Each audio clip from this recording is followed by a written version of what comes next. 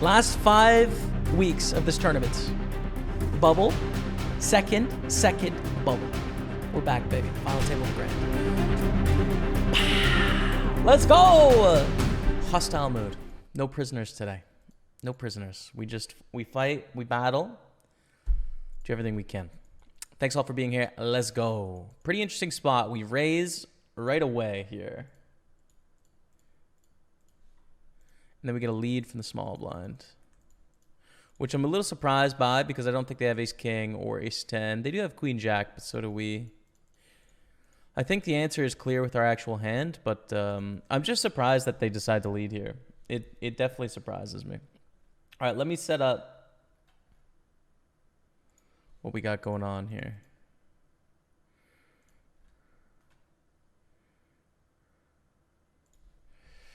Let me set up the buy-ins because I have not done it yet. Table 6 is 300. Okay, take it down. 10 deuce to fold here. Queen 4 suited. We're going to fold. Still in Montreal? I am, dude. Yeah. I am. I don't know what it's like out there. I haven't been outside today. It looks like a nice day. It's going to be 25 degrees, 22. Beautiful, man. Summer rolls on. Loving it. I'm pretty sore yesterday. I did a big bike ride yesterday. And it's like 36K or something like that. I'm a pretty big dude, so even with the blue Bixie with a bit of an assist, it was like, I'm sore today, man. I'm sore. I need to get some rest in and recoup a bit. I sure am. There you go, Big Plek. All right, man. Nice. I hope you had a wonderful rest of Canada today. Really blows. Your stream had issues. How'd you end up doing? I won the Open last night, the 125 Open, actually. I won on Friday. So, yeah, I got a nice tourney victory. Made some good money on Friday, which is nice. Made about $1,000 in the cash game last night on Party Poker TV. So, it's been a really good poker weekend so far. But, you know, okay, we lose there. I didn't even see what we lost to, really. Check on the flop with our second pair. Backdoor nut diamond draw. We turn the nut flush draw, but I don't see the point in betting on the turn. We're not really going to get paid from worse. Like maybe 6 with the diamond, 5 with the diamond would call a bet. But we can also bet into a 9. We can bet into a 7. We can bet into hands that have us beat here. So I think checking is good. Then we get a block bet. I think call is the answer for 1/3 for sure. And lose to 2s. Too bad. You know, against that hand, we bet that hand folds on the turn, but a bit results oriented. I think bet fold here on the flop is good against Diego. Our 9x coverage, I mean, Diego has a few more 9s than we do, but then we also do have the top of end of our range a bit more.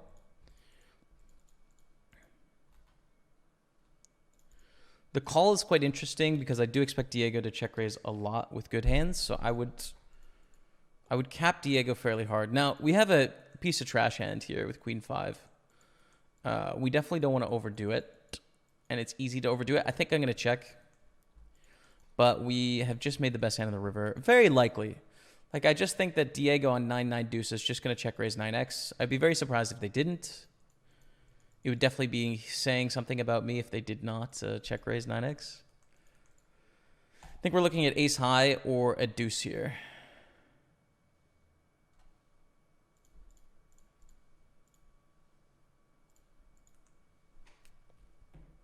Let's get it, John Sumption. Let's go, man.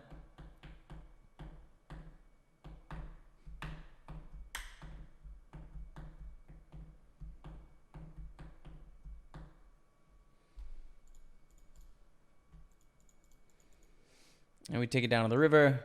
On the edge, we're going to limp fold this one.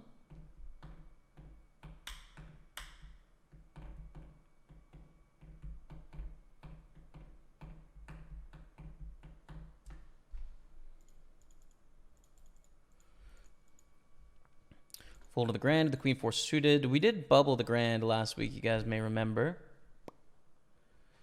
Hopefully not this week. Hopefully this week we can do something impressive. Be nice.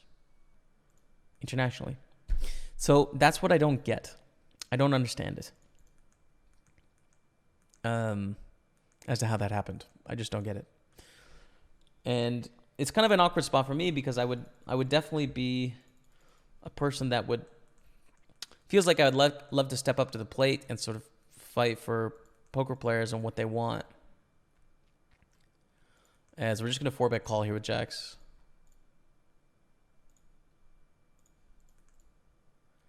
In the country, right? But the thing is, I work closely with Party Poker, right? And I promote Party Poker to an international audience. So it's like I'm not an unbiased party that can sort of speak on behalf of Canadian poker players, and that I have, some bias in my affiliation with them, and then they have their own business interests and stuff like that. So it's like, it's not really my place to stand up for Ontario poker players when I also am an ambassador for the company that's going to be operating in Ontario, right? So it's a bit of a weird spot that way. But, if things were to change in Quebec, twos, I don't think is going to be profitable to open here. I think it'll just be a fold. You throw that all away when you separate player pools,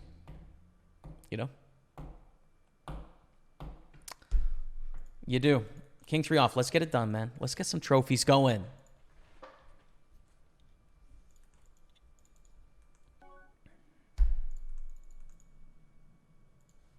Call getting 4-1, and we can potentially bluff the river here. Which I think we should bluff the river. We don't have that many bluffs in this spot, to be honest. We small bet on the flop, fold, call, lead, turn, call, river 7.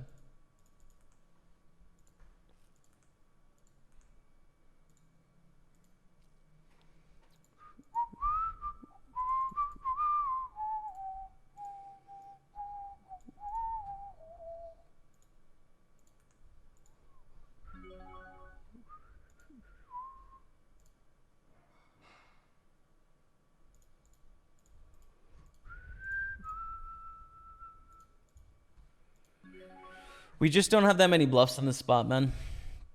It's unfortunate they call there with the king queen. It's too bad, man. I mean, especially because like queen X is going to contain a lot of our bluffs. Queen Jack is our most obvious bluff hands. They need to assume we're bluffing a ton. I mean, they're right, but like it sucks. Check it back here, middle of our range.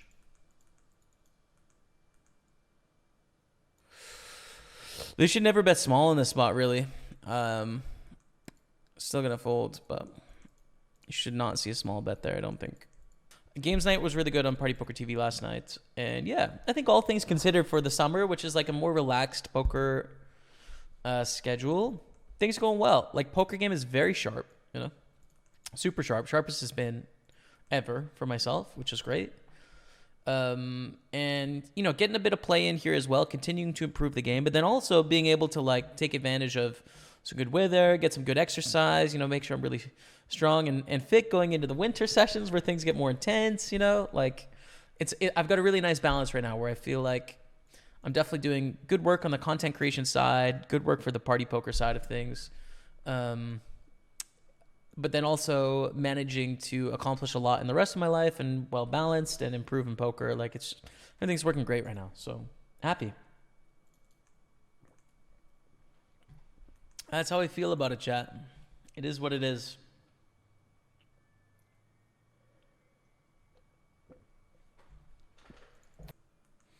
In the grands, GG. We're going to have to re-enter the grand here. That's obviously really disappointing. Call the force over the check. What's up, Ottoman? Mostly playing on Party Poker. I have a few on GG, but I'm a Party Poker pro, so that's my main spot, man.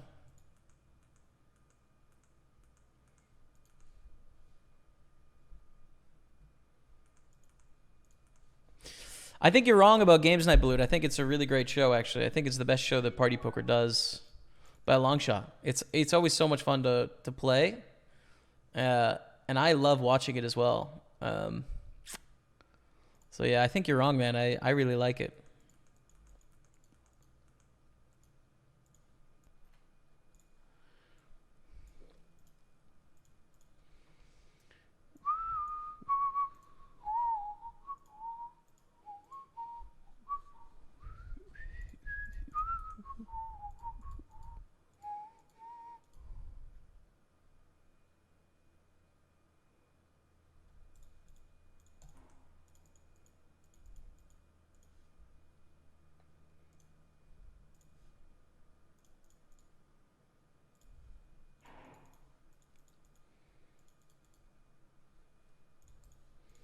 going to click back here, I think.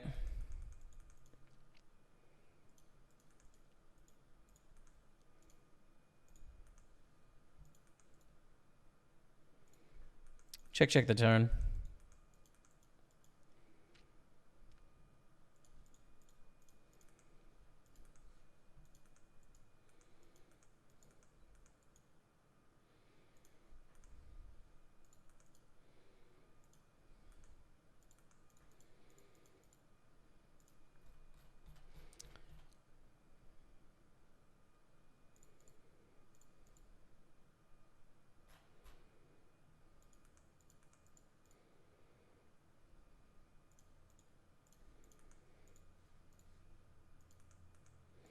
Take it down. Let's go.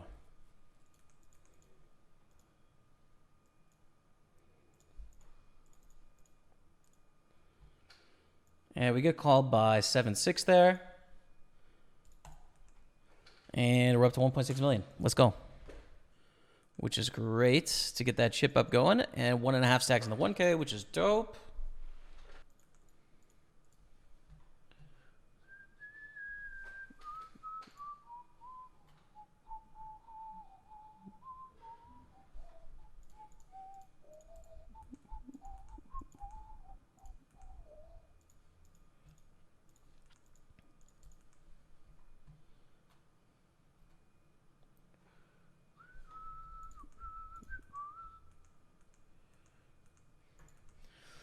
Jaitis in the big blind.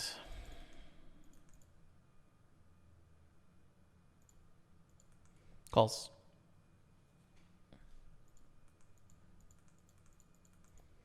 Painful. I think we bet fold here, actually.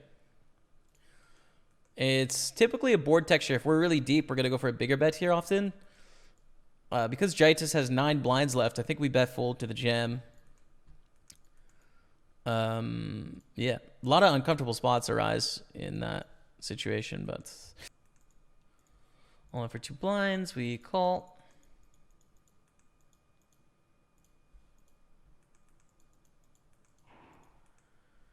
All right. Our second bullet is almost up to double stack. It's not quite there, but it's on the way. Nice cut. Thank you, Casey. Thanks, bro. Ace deuce.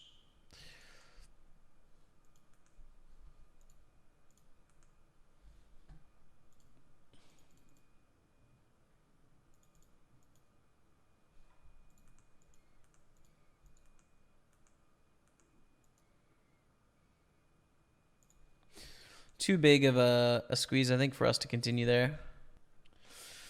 Nice cut. Thanks again, Casey. I think I said that twice now. Well, thank you again. Second bullet of the grand. Yeah, second bullet, man. But we're chipping up on bullet 2 anyways. So both. Ekveka.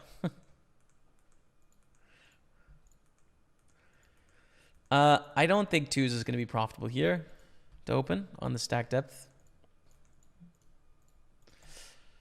Start the spot heads up. We call, and we check raise flop.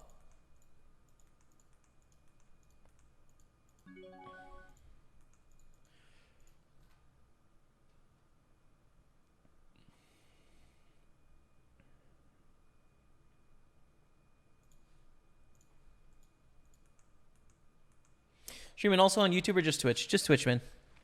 Yeah, just Twitch for the live streams. We got the YouTube highlights going on and the YouTube shorts and stuff like that. Same with Facebook, by the way. I don't know if you use Facebook.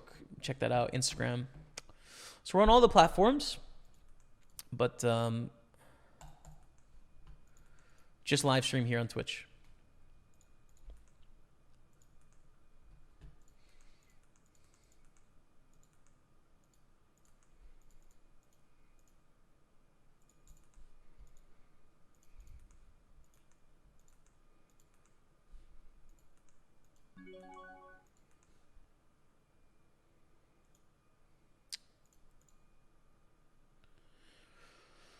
So definitely some checkbacks. I think Queen 5 is a good bet here, though. I'm going to check back King 10 a lot, King Queen a lot. I'm going to check back Jack X, 7X, couple weak aces.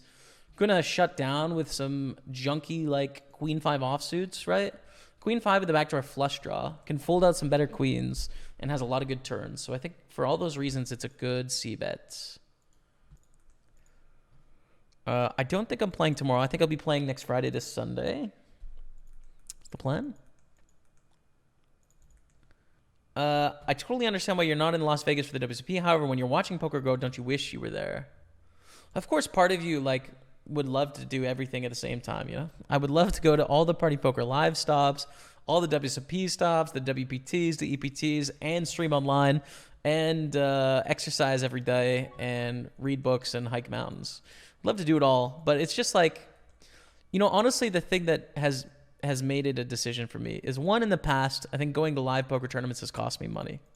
Not on the felt, but in my career, in that time away from Twitch, it has not been beneficial for me. And then two, life, you know, fingers crossed, is hopefully long. And there's a lot of different stages of life. And it is very clear in my mind that this is the best possible time for me to be making digital content. The older I get, the less and less that's going to be what I want to be doing, likely. You know? So it's just like, if this is important to me in my life, now is the time to do it. And live poker does not follow the same trajectory, right? Like live poker, playing live poker tournaments is something that I think I will want to do and I will be good at doing for a long time into the future. So this is a Bill Perkins Die With Zero principle that I picked up from that book and I really believe in, which is just prioritize, like time bucket, what you actually want to do in your life. This is the time bucket for making content. I make the most money doing it. I'm not going to want to do it later in life. Do it now, prioritize it now, and that's what I'm doing. So that's really why. But hey, man, live poker is fun too. Live poker is fun. There's no question about it. It's a good time.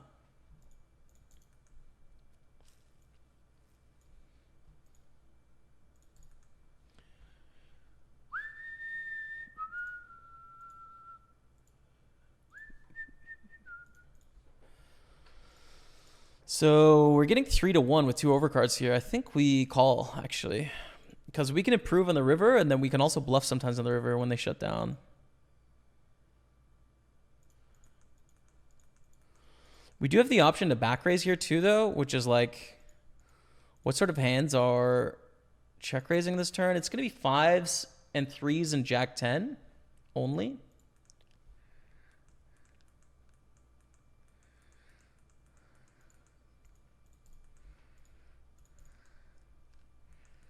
I can also just blast it off here. Not blocking diamonds. I might blast it off.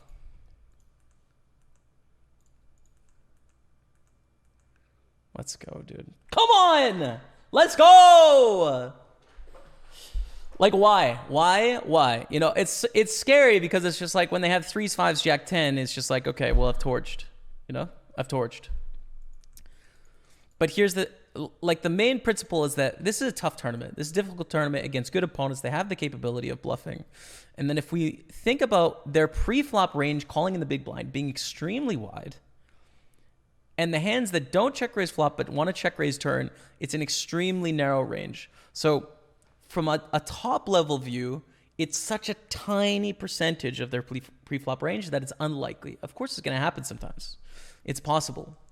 But it's optimistic when you're playing against like really strong opponents that find bluffs. It's really easy for our opponent to overdo the bluffing. It's really easy for them to basically just do it too much because they have a ton of junk hands and they're good aggressive opponents that are capable of putting us in tough spots like they just did. So that was like the thing that made the decision there on the turn, was like, these guys are good, basically. These are good players. So I think they can do it, and let's run it. Come on, man. Let's go. The bet, 3-bet on the turn, take it down? Come on, Dottie. But, you know, like, I think it's worth it to keep it in perspective, too, which is poker is a great game. It's a really easy game to understand the basics of, and you can start to show progress really quickly. But, like, to become successful over the long term is an outlier sort of statistic, right? Like, most people are not successful. They don't have the right approach to getting there. It's not because they're not smart enough, but it's probably because they don't understand their motives as to why they're doing it in the first place, and or they don't take the right process to improve over time. So like, I think being eyes wide open about that is important. And then if you're going to dedicate a lot of time and energy to getting good at poker, frankly, like Twitch is not the largest part of my media creation when it comes to poker at this point. It's the one that companies think is the most important. It's the one that is the headline grabber. It's the source of my content. But like if Twitch went down tomorrow, I could still be really effective at what I do. Obviously it would change a little bit. But like, especially with the increase of sort of casino streams and some of them that are not very responsible, just takes one heavy-handed executive that doesn't really understand the split between poker and those other games, and everything could come crashing down in that regard. So hopefully that's not the case, right? And Twitch has exhibited that they do understand the difference between those communities. I've been here for 7.5 years. They've been really great to me the whole way. So we're in a pot in the grand, and we're also all in the 88.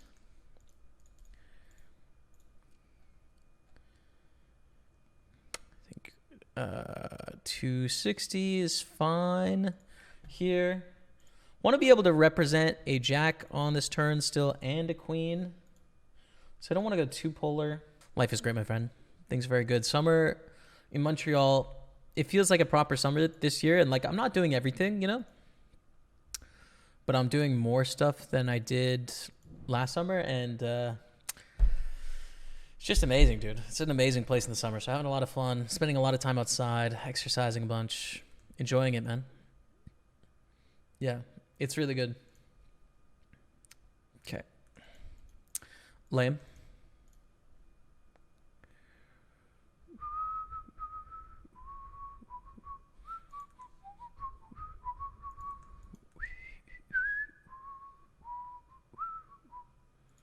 Check on the flop. We turn the heart draw on the turn. We obviously call. River's a king. I think. Wow. Folds. Interesting there. I was kind of expecting a check raise as a bluff line there, to be honest, just because it's like our range contains a lot of king X and queen X, and they have more 6X than we do. But get a nice bit of lunch in here in about 10-15 minutes and take it all the way home. Klaus, friend of the stream here. We've got 10s. It's going to be a 3-bet all in against Klaus. A 3-bet before complicates things. Like if Andre 3-bets here, it's complicated. I think this is a 4-bet here, though. Right now, anyways. Yeah, we're going to make it 400 here.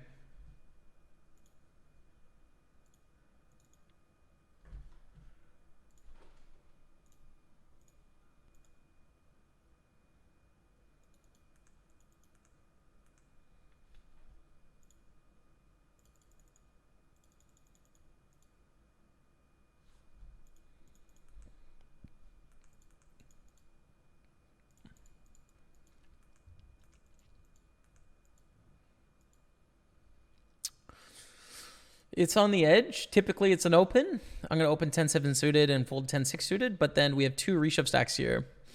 Good opponents, opponent that knows us, obviously friend of the stream, so I think it's a spot where we give it a pass. Tighten up a tad. Startup Tim in the house as well. Hello, man.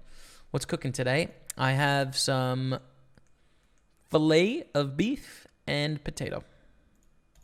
It's going to be awesome. Next. Here we go. Good hand. It's nice to have some good news. That was there's a lot of bad news in a row there. There's pain.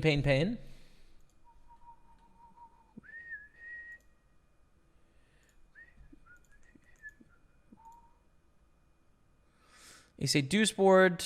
Gonna bet here.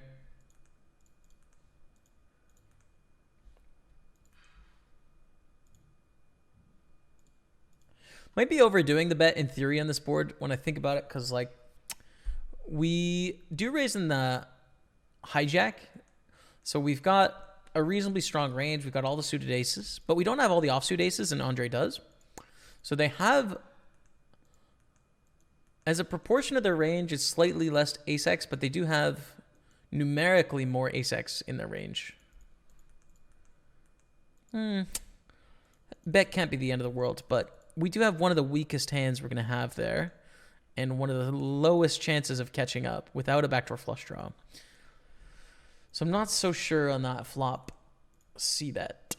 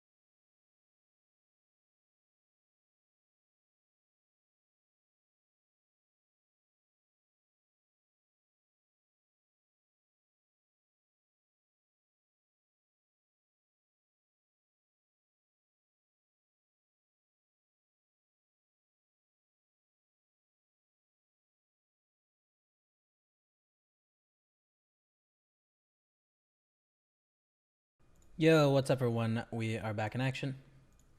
Thanks for hanging out while I had dinner. Unfortunate hand there, obviously.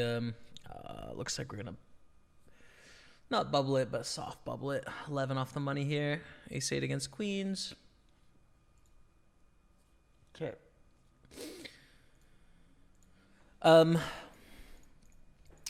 So, yeah, tough spot with ace-8, right? We limp blind versus blind. We're pretty short. We're like 11 blinds deep, flop top pair, turn the jack. We very likely have the best hand. They raise turn, we call. I don't think we have a choice to fold to the turn raise. I think that we could check the turn some percentage of the time, but given how wide their range is, blind versus blind, I think we want to start betting. We can get 2 streets of value from worse hands there. So they raise, we call, and then the river, they go for the jam. The unfortunate part about our hand is like we have the best bluff catcher. We have second pair, nut kicker. We don't block any hard draws or any straight draws. And the river doesn't complete the most obvious straight bluffs. So I think we have to call down, but we do lose a decent chunk of chips there.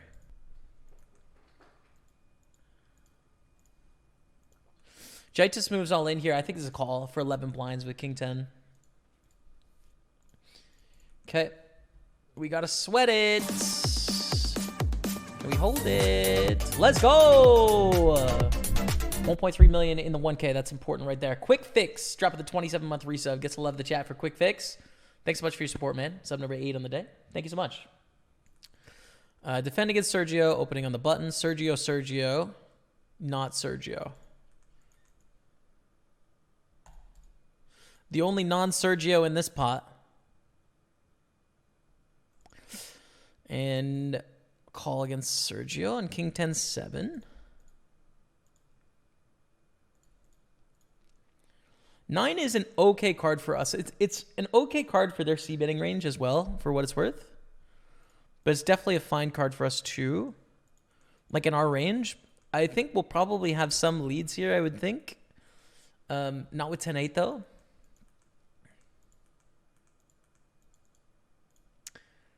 And bet 400K sounds good to me.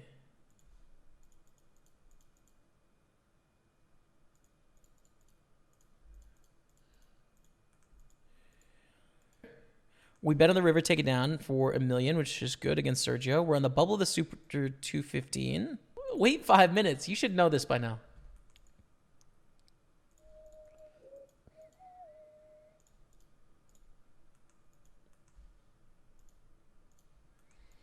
Open, get 3-bet.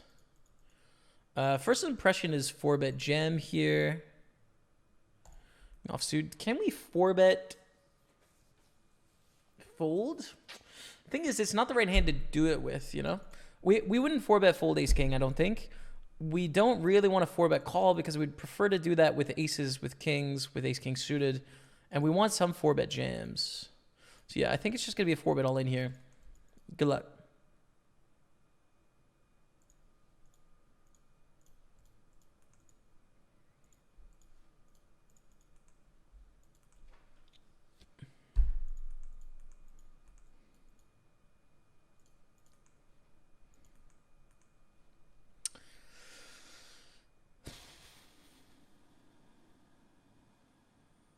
Wow.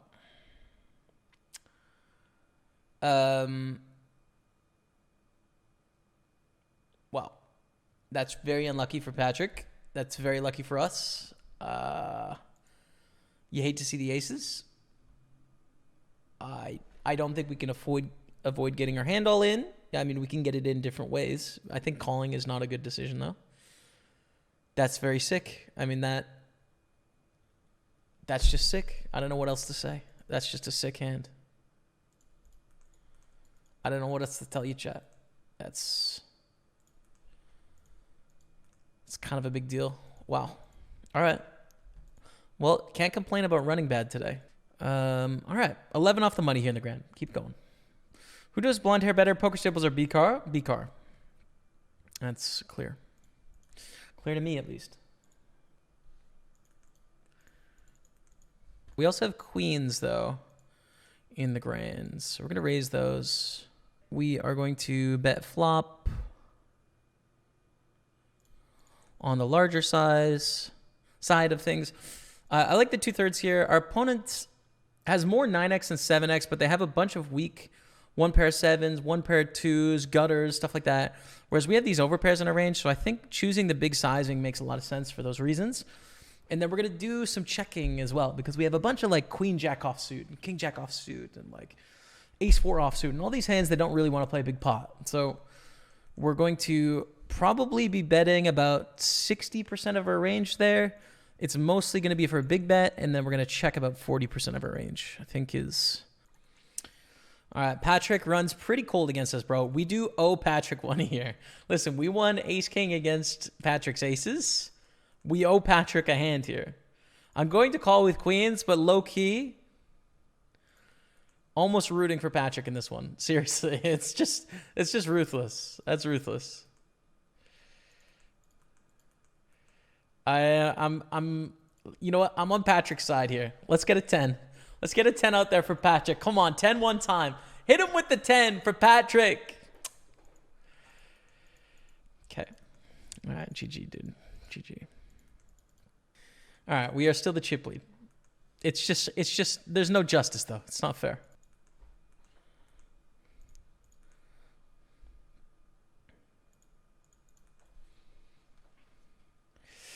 You married yet? Keep threatening you tied it yet? Not yet, dude. We are not married yet. I don't know when it'll happen, but I think we're both pretty happy, content, you know? Getting a wedding together is just going to be a big thing with our families on opposite sides of the world. And so, you know, it'll happen, but I feel like it's just probably a time to chill out a bit, you know? Rebecca definitely had a really tough year losing her father unexpectedly. Take it down there with a jack 10. We float. Could check raise too, but they chose to bet on 9-6-7, which is very much an us board. So that does not give me a lot of confidence. I expect to see a lot of checkbacks there. Will the double barrel.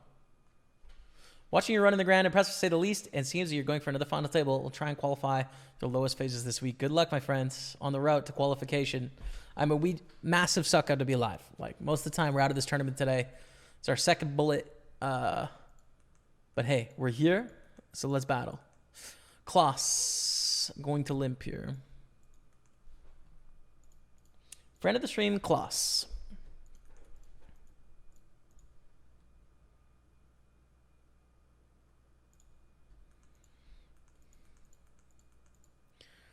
And I think we want to bet on this board texture. Our hand's pretty good too, right? Like a 3, a 6, a 7, a 5, and 8, a club are all reasonable bluff hands. And also we limp pre, so we have ace X, right? We have like ace 5 offsuit and stuff. Kloss not raising pre-flop eliminates a lot of those hands. Not all of them, but a lot of those hands from their range. Simon Matson is good at poker. Going to fold. It's a tight fold. I'll give you that. Anyways, onwards. I don't think this is a great hand to bluff. We're bluffing only a few hands. Queen 9. Queen 6 it was. Like, we're just right in the middle where sometimes we show down against hands that don't bluff. If we had like Jack Deuce, then we could bluff this hand. You know, Queen 5, Queen 4, Queen 3, Queen Deuce. But I think Queen 5 is just a check, try and show down. They bet the river will fold. So the payouts for this tournament is in the bottom left-hand corner of the screen.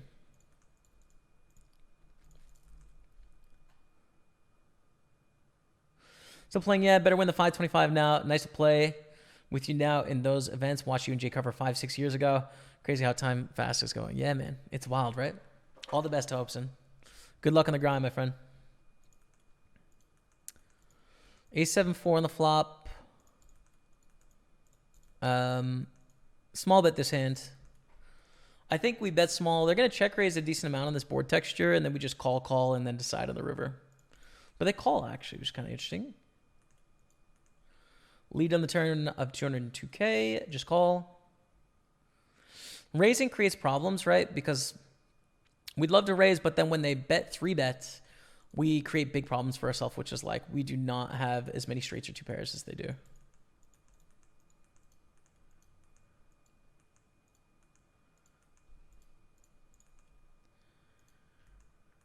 It's a very nitty check, but again, similar problems, I think.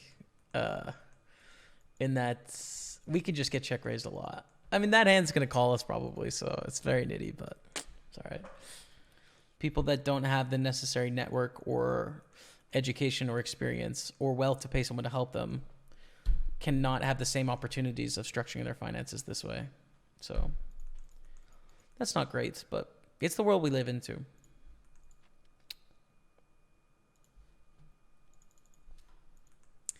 Over the ace 3, we get a jam here for 6 blinds. We get it in. It's just lagging a second. Our hand obviously sucks, but we are definitely getting the right price.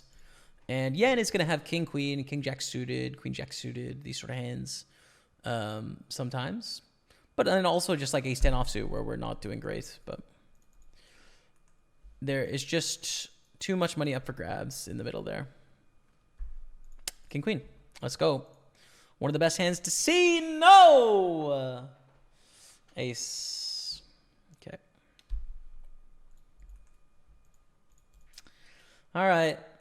8.2 million. Still a great spot. Still a very good situation, though, obviously. So keep battling. We do have the chip leader, too, to our left now. Tomas. But I don't know. There's a lot of soul searching that has to be done there over time.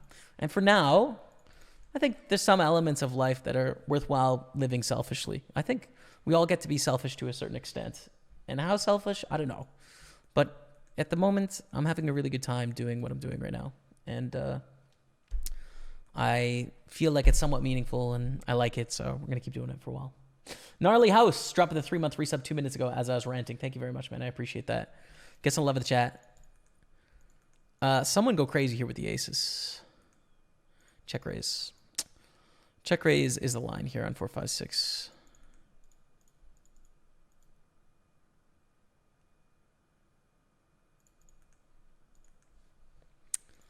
Check, check. I think that rules out sets.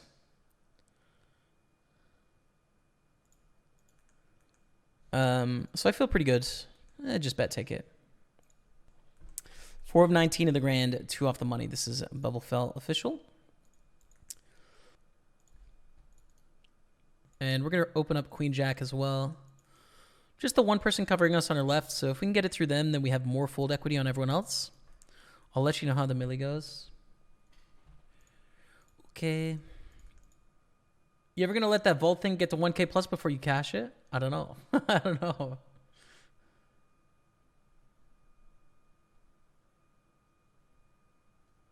Board of directors. Yeah, that'd be cool, man. I mean, if I'd ever be up for helping to make sort of decisions at a poker company, I mean, Party Poker, absolutely. If they were interested in having me, that would be great. The thing is, like, a lot of the companies that run poker companies own a bunch of different gaming companies, and I couldn't add a lot of insight into casino or sportsbook. It's not like an area that I have expertise in, but yeah, would love to. We're trying to make it count in that same tournament. Thanks for being here. Let's get it. Let's go. 3Bet Nuts says, I understand the concept of math behind poker, but when we make the right decision, who's keeping count? What is keeping count? Hard time understanding that part. So whether it's the right decision or not does not directly correlate to dollars, right? If we played a trillion hands, then we could just look at the dollars won and the dollars lost and find out the best decision that way. But that's not how it works, right? But we can solve how much money a decision is going to make or lose just using math, right? And so when we're playing against opponents and we make a decision, first of all, we're making an assumption about what they're doing. And usually the assumption we're going to make against good opponents is that they're doing what is fundamentally sound, what is solid fundamental poker, what is game theory sort of approved decision-making as perfect offense / perfect defense in poker, right? So for example, assuming everyone is playing perfectly, what's the right opening range? And if some people are calling too many hands, well, then you make money with your really good hands, right? And if they're calling too tight, well, then you make money with the hands that just take it down pre-flop, right? So it's like you find that equilibrium where they can't get you. They can't really exploit you because you've got this perfectly solid strategy where too much this way, we make money this way. Too little this way, then we make money this way, right? Looks like we lost a player on another table as we take that down. So yeah, we're down to 18 here, and Michael S. is going to be all in on the flop. So we could break the money this hand. We could get there this hand. Let's see. Tomas re-raises. I'm going to push Peter out of the way here. Probably. I mean, Peter could have the nuts, but probably not. Queens against ace-jack. That's an ace on the flop, though, to keep the bubble going. Tough one for Tomas.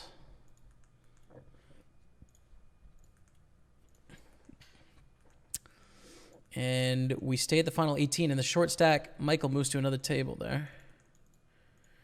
Open the threes.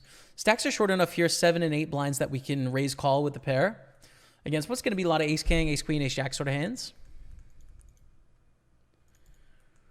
And against Tomas, 3-bet. Depends on the sizing. If it's a really big 3-bet sizing, we could just fold. Getting set over set it is a pretty big mistake on the bubble here. But nonetheless, most of the time, that's not going to be the outcome of this hand. So not a big deal. Jack-8 deuce. 3's like betting more than 7s here.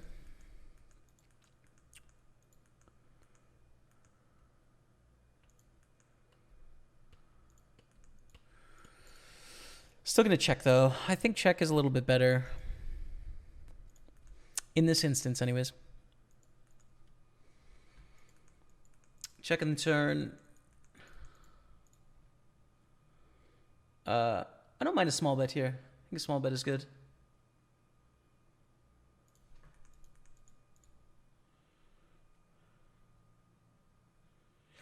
We've lost, or we should lose here. We should not win this spot. We just lost Jack-8 to aces as well, bluffing on the river, unfortunately. Had to do it, though. We had a good bluff hand. We should lose here. We lose to 9s. Okay. Don't lose a ton. Could have lost a lot more there, but too bad. Down to 8 million.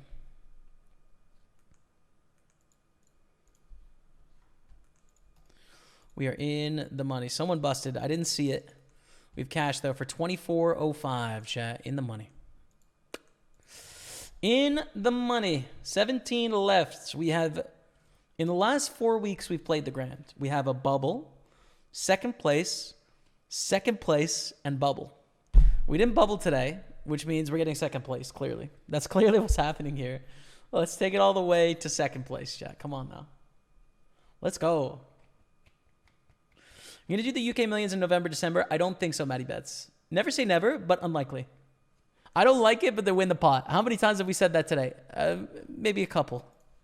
Maybe a couple. We sound kind of salty today, but that's all right. We just got to get all the money here. I said at the start of the session, no prisoners. We've just got to win the grind. Stamp it. Stamp it. Cannot call off here against Josh McCulley.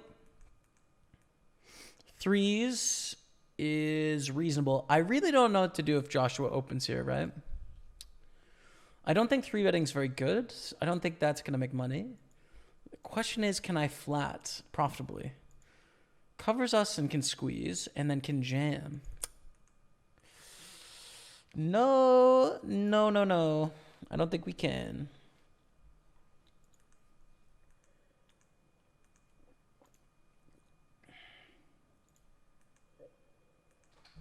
Seven's definitely good enough to open.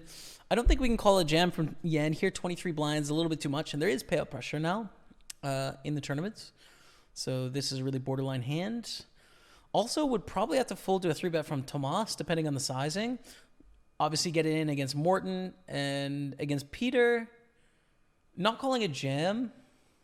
Against a 3-bet, it depends on the sizing. Being in position is nice. But let's see what happens here. Tomas folds. Morton folds over to Peter Tordai. As we lose a player there, we're down to 16 now.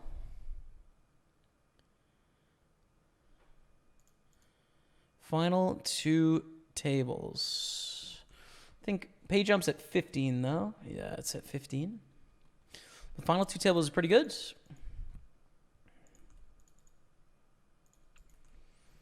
Need all the chips. Been bulking, bro? No, the opposite. I mean, not really cutting, actually, in an intentional way, but I've been losing a bit of weight. Slowly. The summer weather helps, for sure. Nice weather out there. There's a small chance I get a sliver of nice temps tonight. Kind of warm, might get out there. Tomorrow's a beautiful day.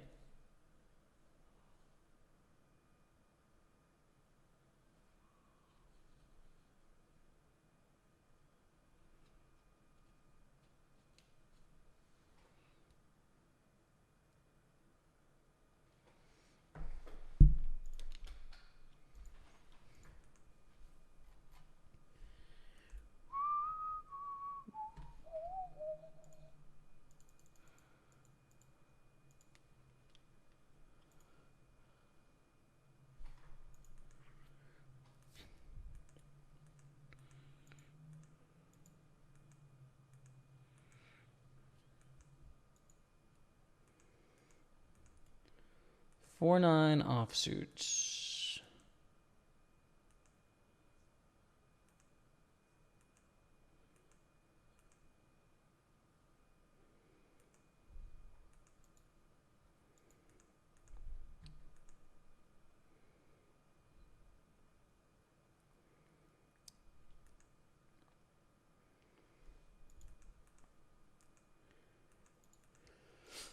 Not today. Jay, we got it. Party Poker Ontario is launched as well. So if you want to check that out, you can play on Party Poker in Ontario. It's been out for, I think, about a month and a half or so.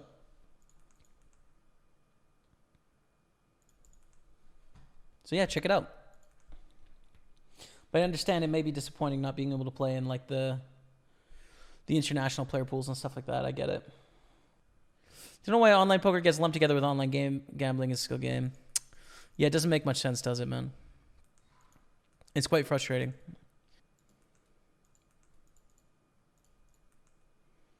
Seven of 14 with 34 blinds to start the hand.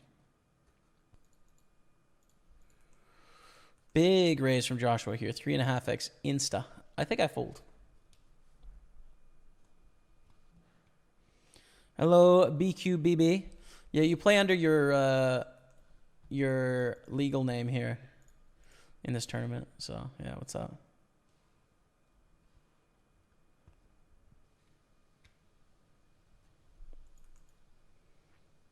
For the Queen 7.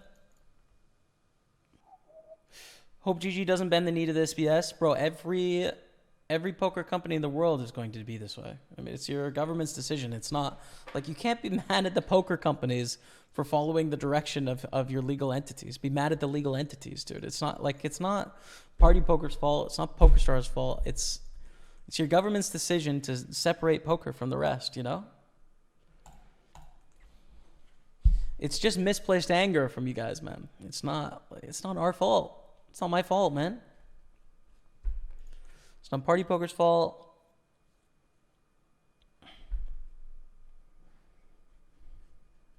Short ASMR message, JDom.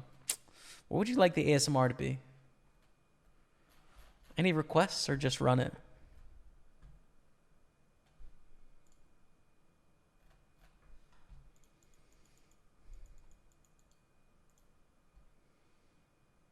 Good flop with 9-5. Very good flop.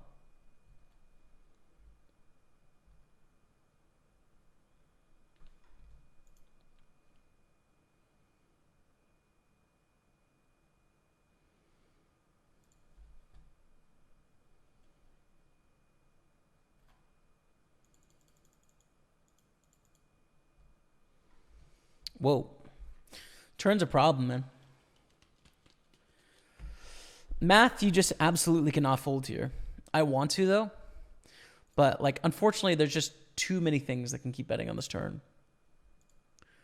That's a really bad bluff card for Joshua in that they don't bet turn with ace-x. We chop. Yeah. I mean, I want a full turn, but we just can't. Just don't think we can.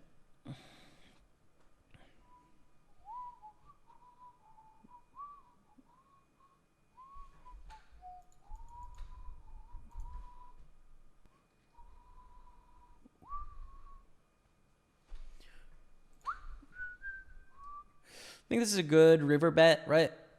Check flop, check turn, bet river with this hand because we have no backup equity with this hand, right? Like we don't have any draws, we don't have any backdoor flush or anything. So generally we're going to take our absolute worst hands in these blind versus blind pots that have no hope and choose to bluff those on the river, right? We pick up a straight draw, but I still think my plan is good. So we're going to execute the plan.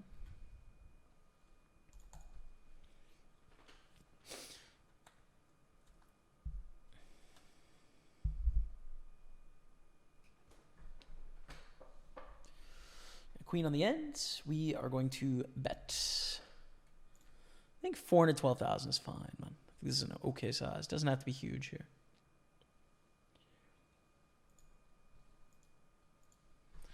I don't think we're going to bet like 600,000 with a queen either, given the stage of the tournament we're in, you know?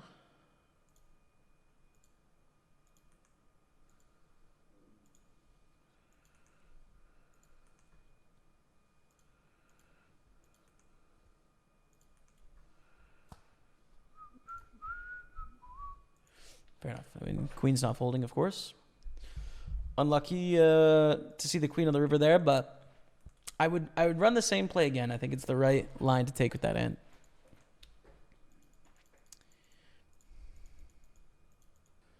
All right, let's just run it, big guy. The ASMR. Okay.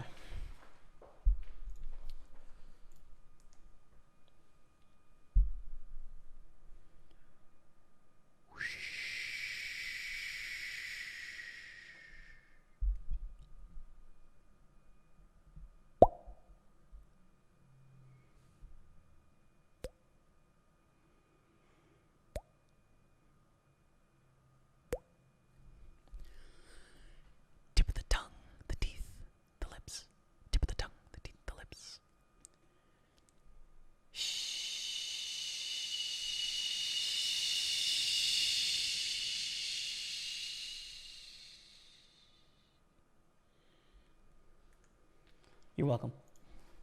You're welcome, chat. Yeah, so I saw that GG is putting together a poker integrity committee.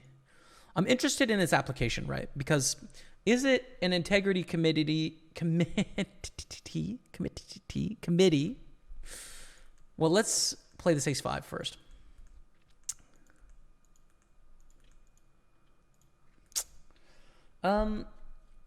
It's an interesting spot because the raise fold gap from Joshua McCulley is really high here. Very high. But then again, when we get called, we are dominated often. So I think we should rejam often against Joshua, but not with this hand. I think more with like broadways, like Jack 10 and Queen 10 and stuff like that. So I think call is the best action here. I think we definitely need to continue with an ace. So let's call and see the streets. King 9-4. Just wondering what to do against a check here.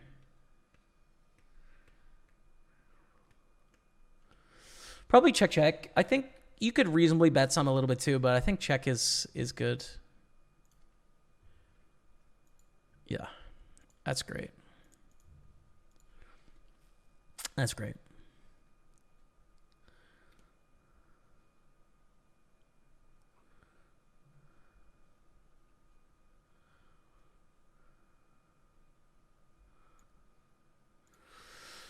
Thinking about raising there on the turn, but probably not a great option.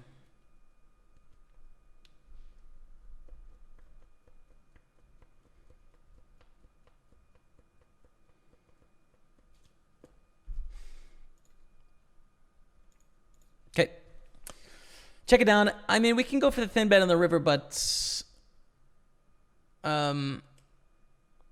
we're very capped as well. So I'm a little worried about the check raise in a spot, but nonetheless, we took it down 6.7 million. So yeah, integrity committee, like if it's site specific to where it's just GG poker and it doesn't include other sites, their effort, then it's not going to be of much utility to me in that I'm primarily a party poker player.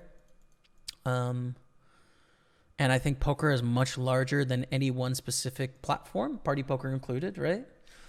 So great. I think safe and fair poker games are good. But the thing is, we need to come together as a community, cross-platform, cross-genre, to stand for a better poker future. And man, like, I just don't know how much confidence, honestly, that I have in this community broadly. If I'm just being frank, dude, like, I've talked about this before, right? And this week, I was just so disheartened again, right? And it's not because I don't like the guy. I think the guy is fine, and he's very funny. But Jungle Man, one of the greatest players our game has, okay? But like 2 years ago, Jungle Man played on someone else's account in a private high-stakes cash game. Was caught and admitted to it. That is cheating, right? That's cheating, straight up. Like, took advantage of the people in that player pool, played on an account that wasn't his, so that they were playing in a high-stakes game against a player they didn't think they were playing against, and won a bunch of money, and like, that's just cheating, dude. And I honestly expect more of our game. And I'm not saying hate Jungle Man. I don't hate Jungle Man, right? Like, I don't. I think he's a funny guy. I think he's really great at poker, clearly, right? But I feel as if we should probably not glorify his poker story, right? At least for a couple years. Like, at least take a bit of time off to where you can't be the one that we cheerlead, like cheerlead the people that didn't cheat in the game, you know? I kind of expected that was just a standard position that people would take in poker of like, you know what, we're going to hold people to a standard where they don't cheat in the game, you know, and not much else, you know, like not racist, not sexist, not homophobic, don't cheat. I don't know. That's kind of like, that's the 4-pack for me. It's like, you do those 4 things, then we're pretty much cool. But like, for some reason, the poker community doesn't seem to care. They just don't. And it blows my mind, dude. I just don't understand how there's such little backbone for something so important, you know? Like how no one has like any more like passion or respect for what it is we're actually doing out there, you know? How it's such a joke to so many people. So that's so frustrating to me. And I just don't have a lot of faith in us collectively in that, I don't know, take like someone cheats in in a sport, right? Cheats in a sport. Now, they may be able to come back to the sport, right? But they're certainly not the hero. They're not the hero for a while, you know? So I'm very disheartened by that. I think poker needs to come together, and I think we're at a little bit of a crossroad in terms of like, is there something of value here collectively as a community for us? Are we going to like, do we think there's something important here, or is this just like a financial market where you lie, cheat, and steal and get as many dollars as you can? Like, I don't believe in that. I don't believe that to be true. I think this game is incredible. But we've got to figure out how that's not the case. Now, I have a ton of faith in Jason Kuhn. I think he's an amazing guy from my limited interactions with him. And I think he's a guy that can get something done. But it's just like, man, I'm just disheartened by how little it seems we have together as a community. I don't know what to do with this Jack 10 suited here.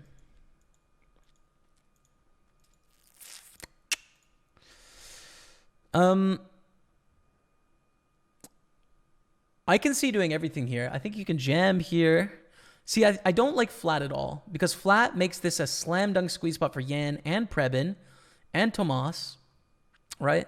So everyone can squeeze behind and we are stuck with a piece of junk. Do we want a 3-bet folds? Also an option, but we'd kind of rather do it with ace 4 suited than Jack 10. So I think fold is fine, but if we don't fold, I think jam is the next best option. And then 3-bet and then call. But I'm not entirely sure which I like of those 4 options. All right, so I didn't mean to depress you with the question, but like, hopefully we can do the right thing with poker, man. I really hope we can do it Fast Lane Rachel, but I'm just, for some reason, I find myself completely at odds in terms of how I feel about my expectations for people in the game. Like, I expect people don't cheat in the game.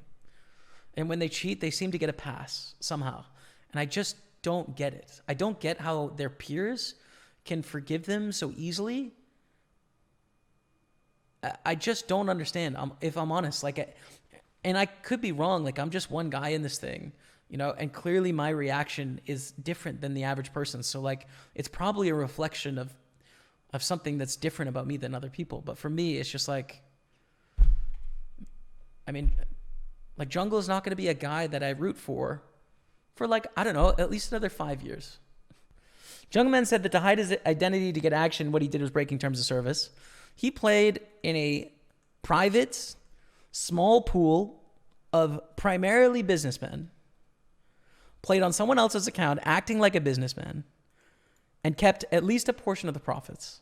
That's straight cheating. None of those people would have played with him if they knew it was him. And he lied to get action. And he admitted to it. It's the most black and white, like, there's no discussion to be had, right? Is it different than entering like 4 accounts at the same tournament? Of course it is. This is a fold, by the way. Of course it is. There's different, you know, like, murder's not the same as assault. Like, there's different things, but like, it's clearly not okay. Clearly not okay, man. And it doesn't matter if the people you're playing against are really successful, right? It's not about whether it's a heart-pulling story or not. It's whether it was right or wrong. And he was clearly wrong. Listen, everyone makes mistakes. And like I said, I don't hate Jungleman. I just hate that poker is not holding anyone to account for actions like cheating in our game. Like, why doesn't anyone care? Hand for hand, queens against 4s all in. I think we're going to make the final table here. We have made the final table, chat. Woo! Last 5 weeks of this tournament. Bubble, second, bubble. We're back, baby. Final table of the grand. Let's go! Final table hype. Coming into the final table, 7-9. We were chip lead at one point with like 22 left. We're 7-9. We're okay, though. We're fine. We have 7 million chips. We're basically tied for third. Third place has 8.7 million. I mean, we're doing just fine. So let's maneuver our way through here. Let's ninja our stack. Let's get the victory, but let's get some ladders first. Let's go. Pretty sure multi-accounting was always not allowed. That's true. But like back in 2005, 2006, like what was okay and what wasn't okay was being determined, right? So like it is very clear today, but you talk to some of the OGs, right? Some of the guys that were playing online poker like just after Moneymaker. And they'll tell you like what was certain was not, you know, it was all being figured out back then.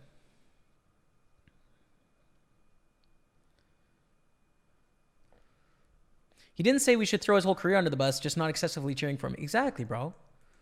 I mean, no question. What Jungle Man has accomplished in poker is amazing. He's clearly an incredible talent, right? An incredible talent.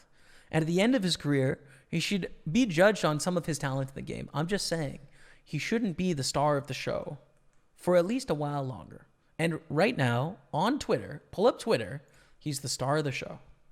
He's the star of the show. He shouldn't be. Straight up. That's it. That's exactly what I mean. It's just like, I have nothing against him personally.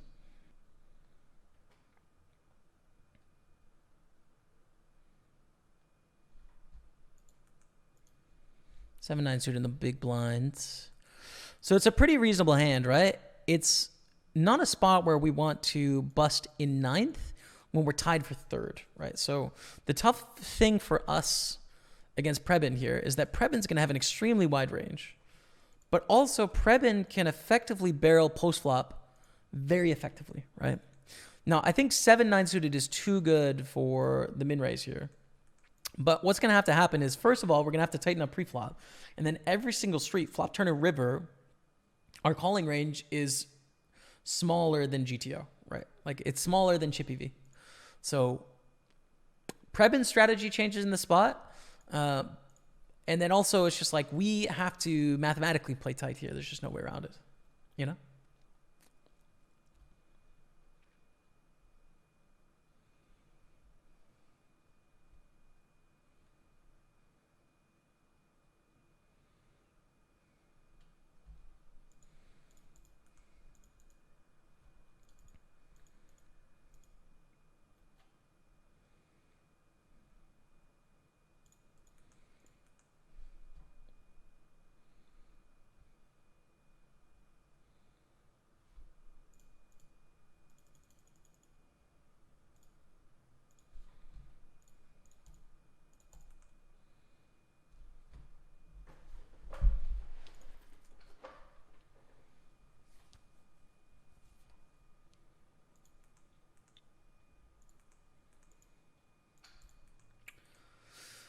$4.8 on the button is not making the cut.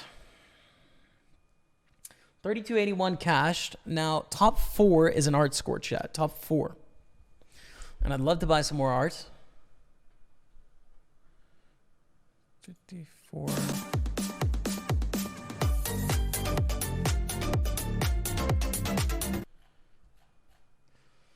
Didn't mean to trick you, Jamie. I appreciate your honesty and unmatched integrity. Fast lane, too cool. Hey. Fastlane Rachel, no problem. Thank you for the 250 bits, and it's totally okay.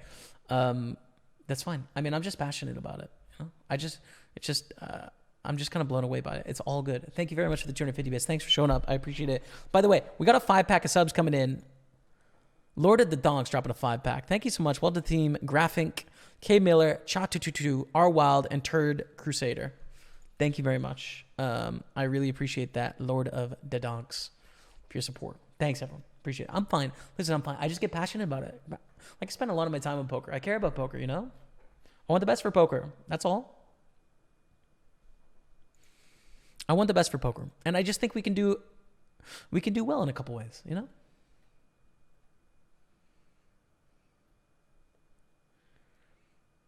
Where you don't consider promoting internet poker as authentic, but in reality, no one wins playing internet poker. Well, I do. I know a lot of people that do. You might not, though. With that mindset, you're going to struggle. You're going to struggle if you have that mindset, that's for sure.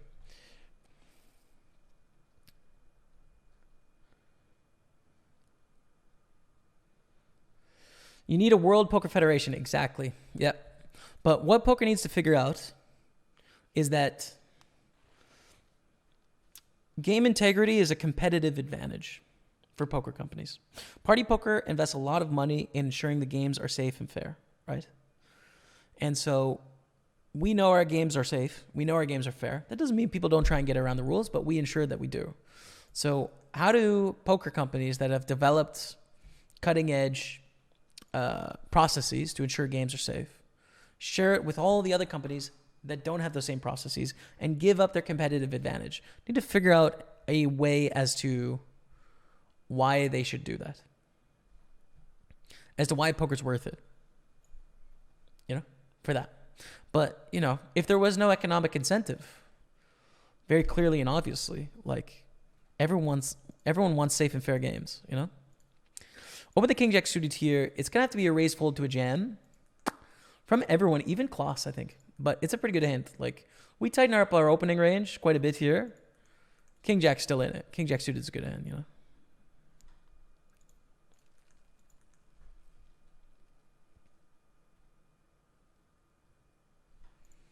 Fold the all in.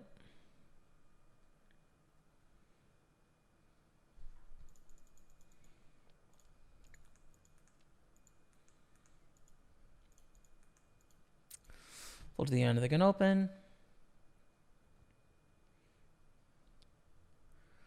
You don't want to know how many other OGs bought hand histories? Yeah, for sure. I mean, poker, I think it was Poker Table Ratings it was called or something like that. You used to be able to just buy hand histories on the open market. And it was against the rules, but like that was another sort of area of online poker where a lot of people did it, and it and it very casually and slowly over time became very not okay, but it was like a slow progression to not okay. Like figuring out what was reasonable and what not has evolved over time,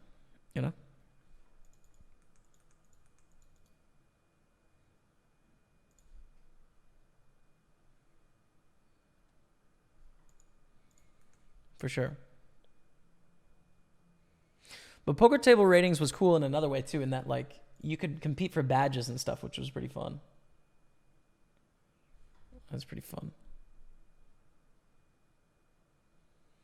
I did see that Bonomo, Queen Win, and Ryan Reese all do the same main event table. It was pretty wild.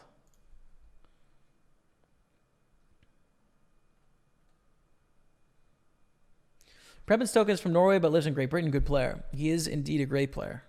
He is tough to play against. We battle a lot in these tournaments, and they're very good.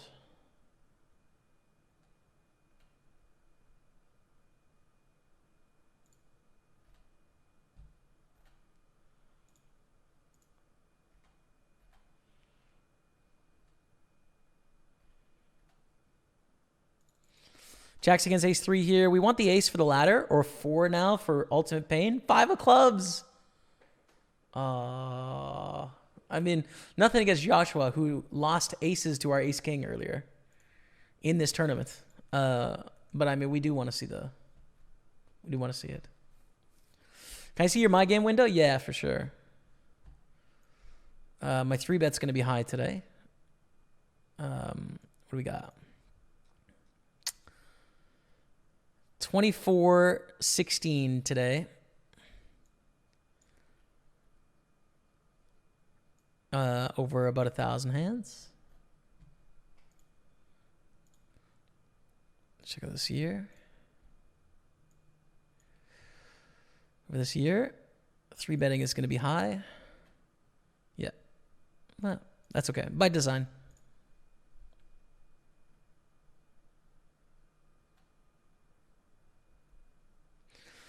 Following the logic of defending tighter versus Preben, would it make sense to reshove wider?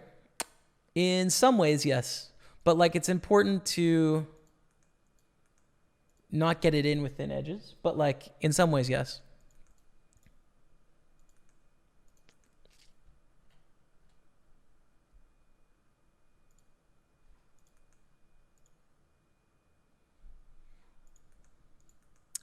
Ace-Jack suited, pretty good hands. A good reshove spot, right? With Preben's open here, we're going to mostly get a raise and then a fold from Preben against the jam. But even if we get called, we do well against some of the hands that are going to raise call from Preben, like 7s through 10s. They're probably going to raise fold 6s, I would say here. 7s through 10s we do well against. King, Queen suited. I think would probably fold as well, to be honest. Take it down. 5.7 million. That's good. Staying alive, dude. Staying alive. 37.69 cashed.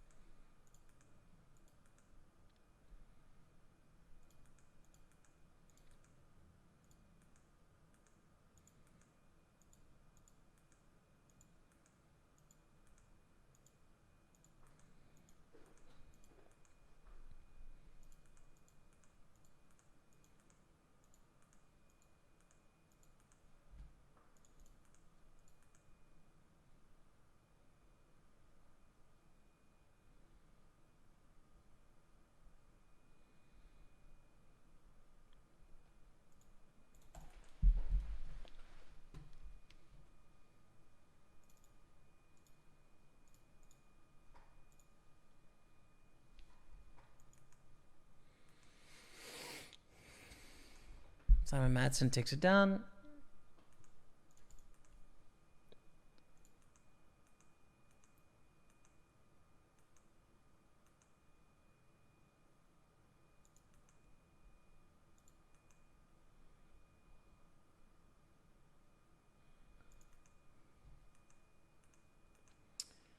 We do want the bust out here.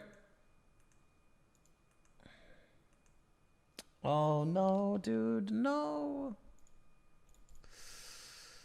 We want the ladders, bro. We don't want everyone trading chips. We want the ladders. Kloss is the short stack. We're kind of tied with Nazim. Joshua was owed one, though, to be fair. I mean, lost aces to ace king. Was due.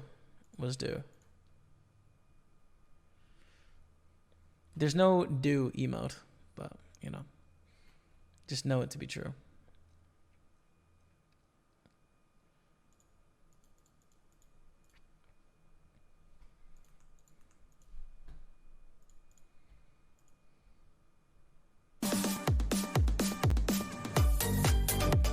We got sub hype coming in. Muggy W dropping the 9-month resub with the prime. Muggy, thank you so much, man.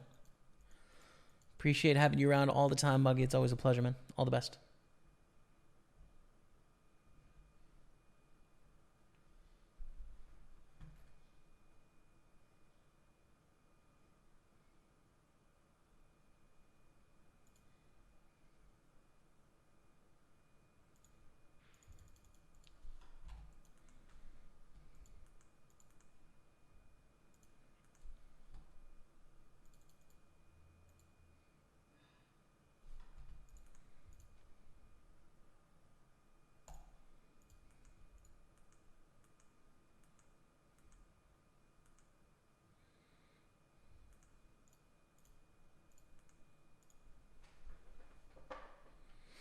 Yan takes it down.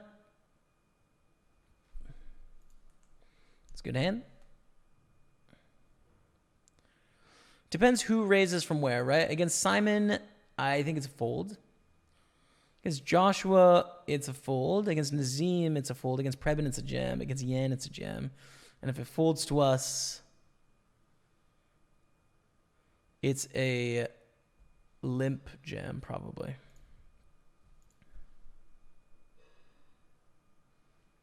How do you keep up with people's VPIP since Party Poker does not allow HUDs?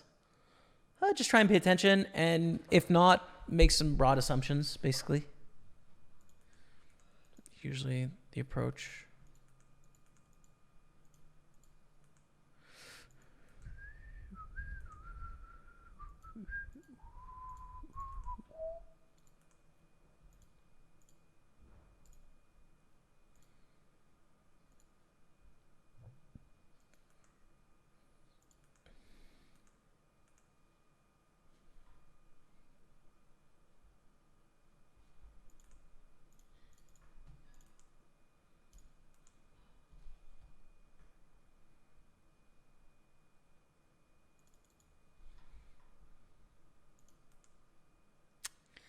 Didn't go so well.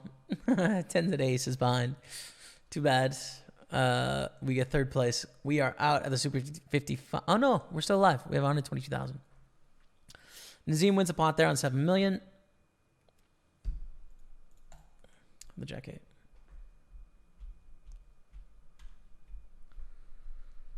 Most of my stats are okay on my report except positional awareness, unopened pots. Any tips? Thanks. Well, the positional awareness one means you're probably playing a few too many weak hands in early position, or you're not quite opening enough hands in late position. So just try and adjust that a little bit.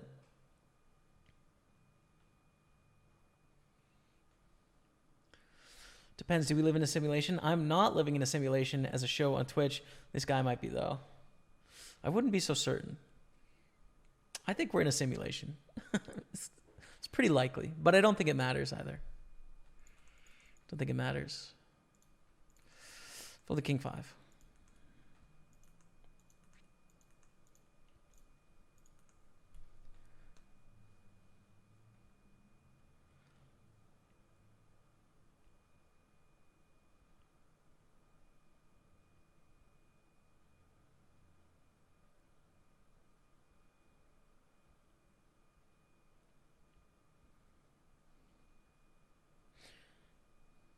Imagine if dimensions was like related to how many layers deep in a simulation you were. That's kind of how it works, basically. Like, if we simulate something, it's like, could be perceived as reality, just like a simpler reality than our reality, right?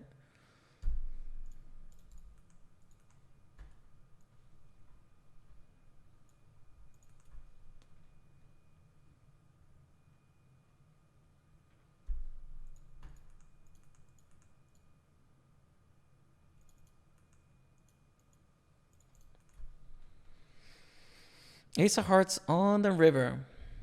37.69 cash. Next page jumps up to 4,200. Top 4 is art. First place is 23,000. In the last 4 weeks, we have 2 second places in this tournament and 2 bubbles in this tournament. Can we get a victory today?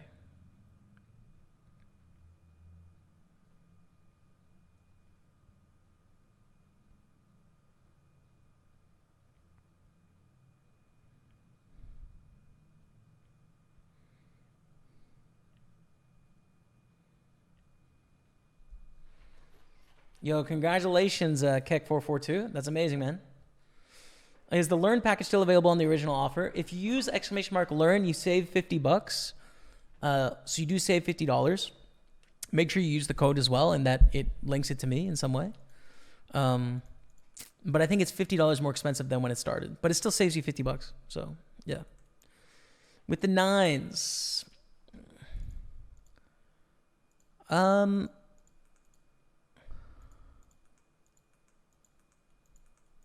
Wondering if it's a raise or a jam. The first impression is jam, but you do very little jamming, actually. But you probably do jam this. Like, this is the hand of most hands you want to jam, right?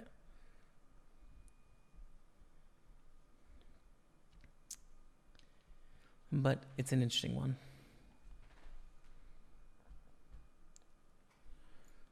Looking 3. Powerbomb, thanks, man. I mean, no, a lot of these opponents at the table are very good. I think some of them are better at poker than me, but not all of them.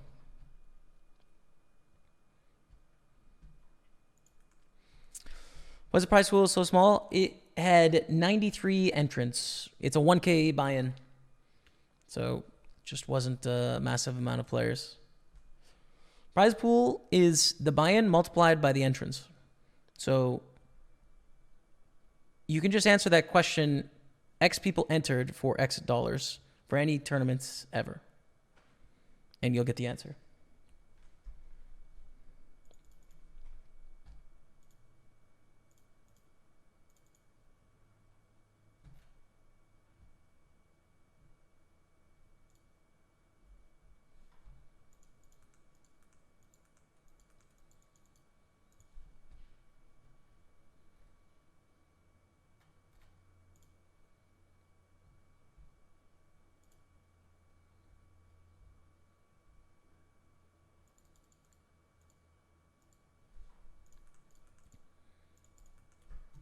What 8-4?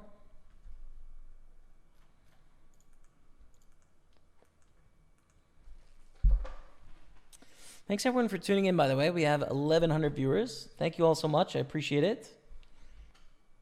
Thanks for spending time here with me today. Let's get a mega cooler Aces Kings here.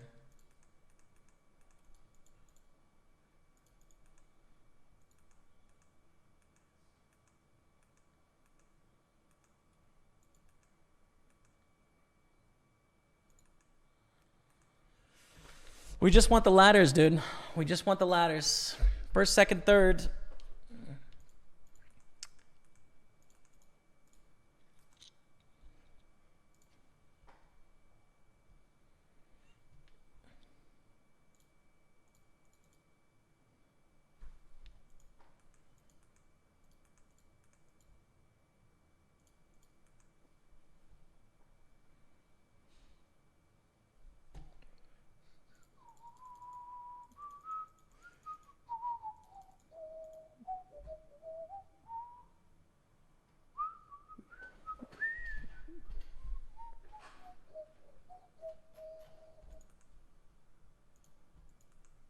Simon Matson takes it down with a jam. On to the next hand.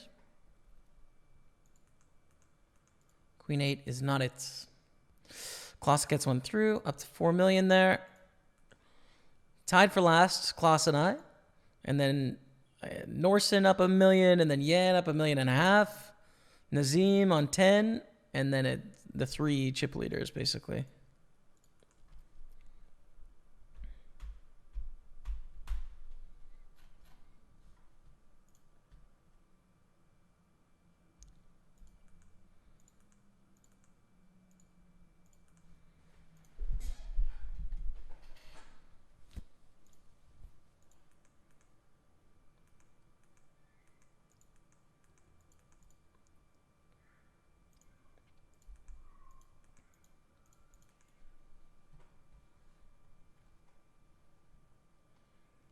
Has there been another odd score, by the way?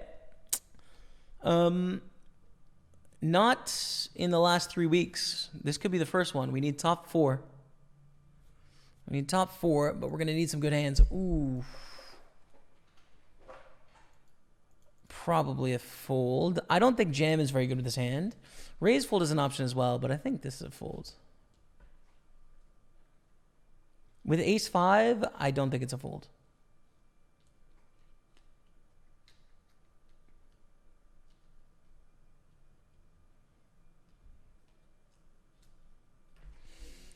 It's an interesting one. I'm going to look into this one later. Go on, Joshua. Oh, Joshua. Joshua, dang, Joshua.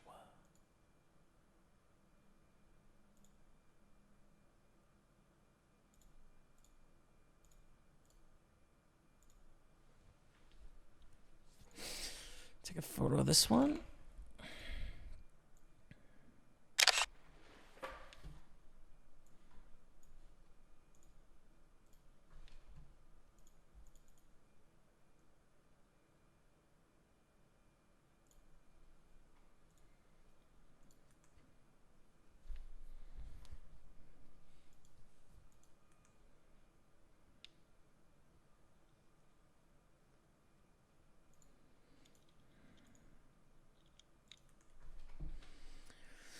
Fold to the open.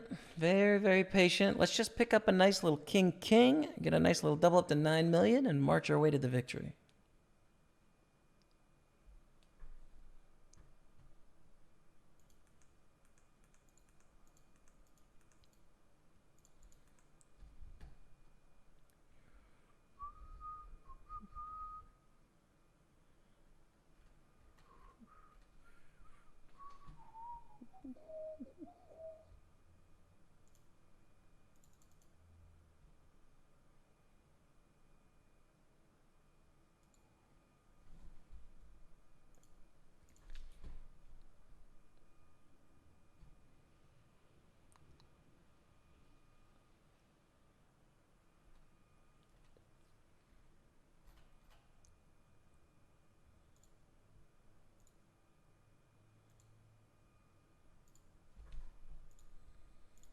For the 4-9.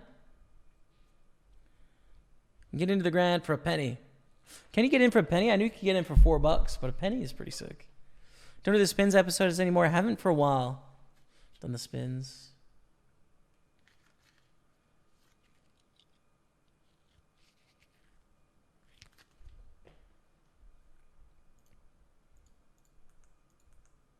Here we go. This is our trajectory to the top of the leaderboard. This is step 1. Nazim 2.5x's. Now against the 3 bets from Preben, everything's been ruined and we have to fold.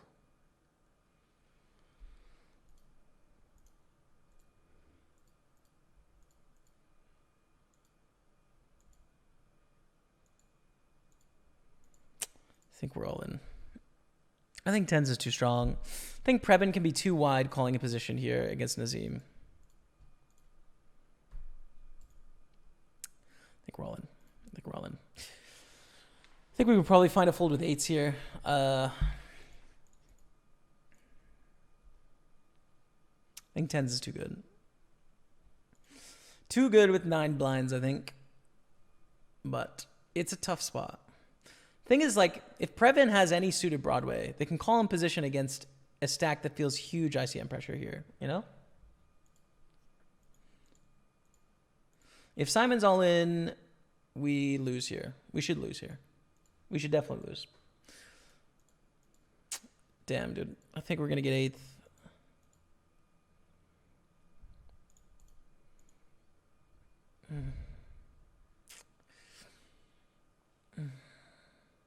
Come on, let's go! Oh, it's the sickest. It's just the sickest. We're so fortunate, man. We're just the luckiest. We're the luckiest people. I don't even know. Like, here's the thing. I don't even know if Madsen gets it in with ace-king offsuit. We're just the luckiest people, man. It is what it is, chat. I mean, I don't know what to tell you. We have elite level luck. That's a... Hey, stop.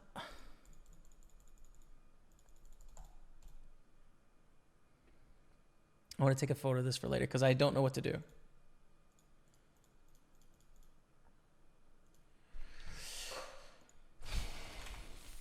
The thing I think about this hand, though, right, is like Preben can call with a pretty wide range of hands, I think.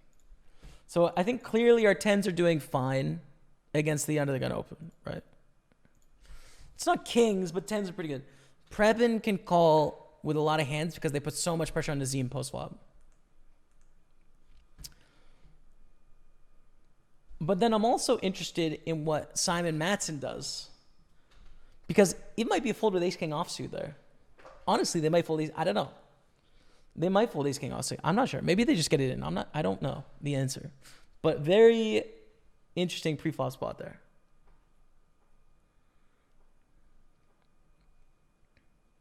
Damn, that's sick. All right. We're 4 of 8. Top forward is an art score. We run hot.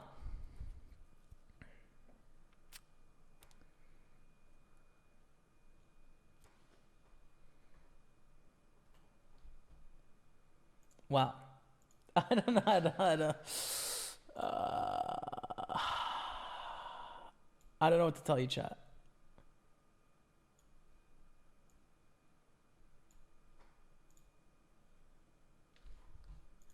Wow. Okay. I mean, could we win? We could. It's possible. It's definitely possible to win. Holy smokes, man. Really doing stuff here.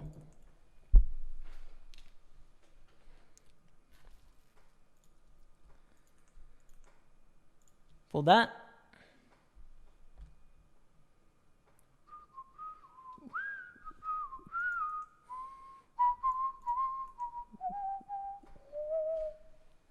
Class. Takes it down. Ace Queen's really good.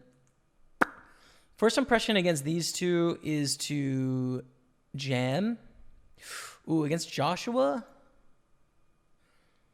I don't like it, actually. The hijack open. Joshua's opening with a big player on their left. I think I'm going to flat here. I would definitely jam against Prebin, but it sucks a lot more against Joshua.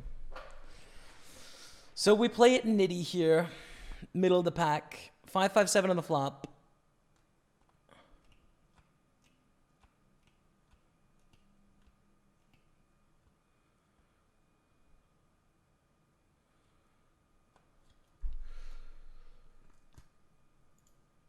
This is just a deny equity raise here.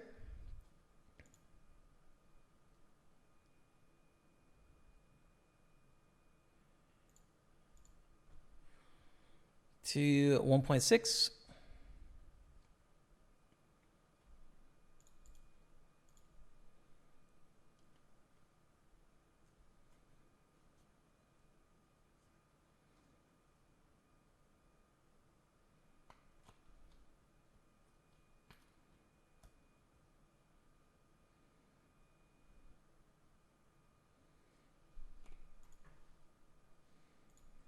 Turn's interesting.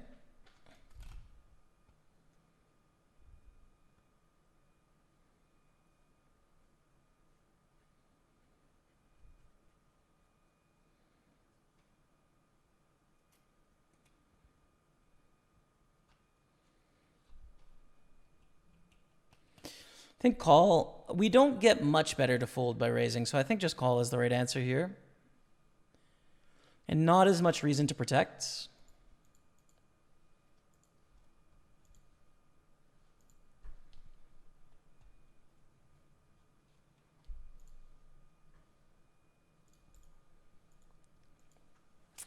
It's against a jam. I think we probably have to fold. Oof. Pain. Painful, painful, painful, painful. Well, I'm glad I didn't jam pre. Let's put it that way. That would have sucked.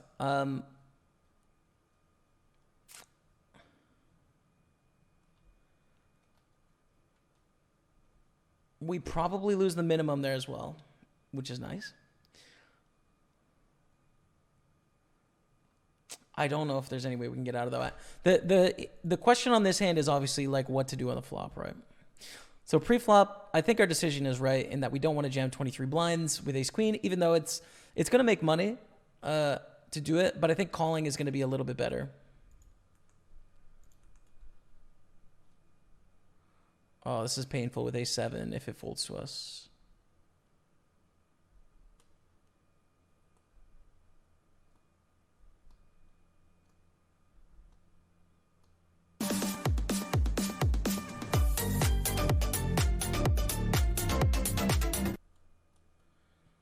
I also don't know what to do against this, to be honest.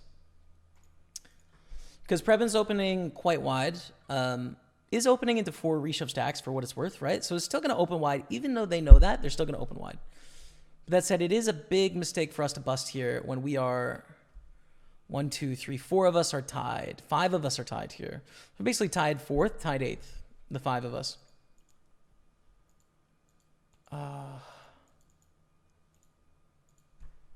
I'm not sure.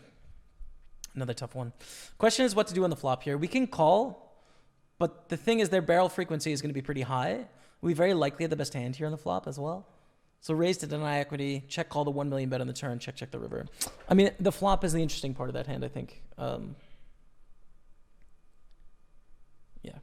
Well, we get out of there pretty cheap. Sub hype coming in. Mirage Island dropping the 3-month resub. Welcome back to the team. Gets to love the chat. Thank you so much. Appreciate the support, Mirage Island. The 10-3 suited. I don't know on that last hand either. Pre-flop. Like Chippy V under non-ICM, it's probably not a jam here on 16 blinds against the hijack. Under ICM, it might become a jam because of their opening range, but really depends how much we think that they are exploiting these stacks behind. Ton of tough spots coming up in a row here. I am not very certain on that one.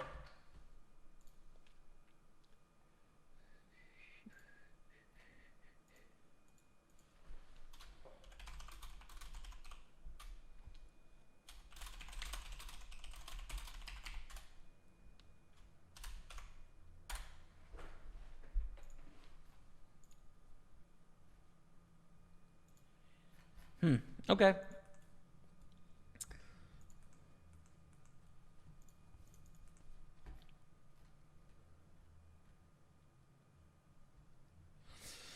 How does Party Poker know if you're using a HUD or not? There's no hand histories on Party Poker. So HUDs, Queen 7 against Queen 6. Class doubles up to 8.3. Bad news for us. Typical HUDs work by reading hand histories. There's no hand histories to read, so they just don't work.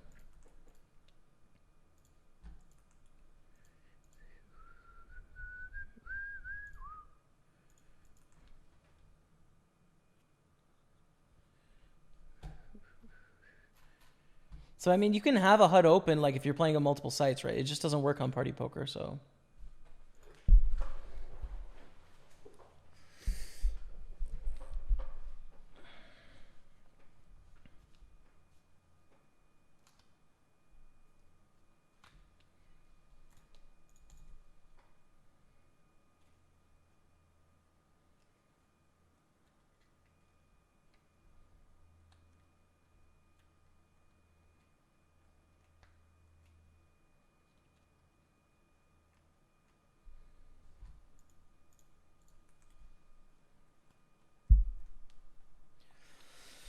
And just like that, 5 of us are tied for 4th place and for 8th place. There's really no difference. The difference, of course, in dollars is more than nothing. It's about $4,000 between 4th and 8th. But 1st place is 23,000, so we do want all the chips as well. 1st place is 23% of the prize pool.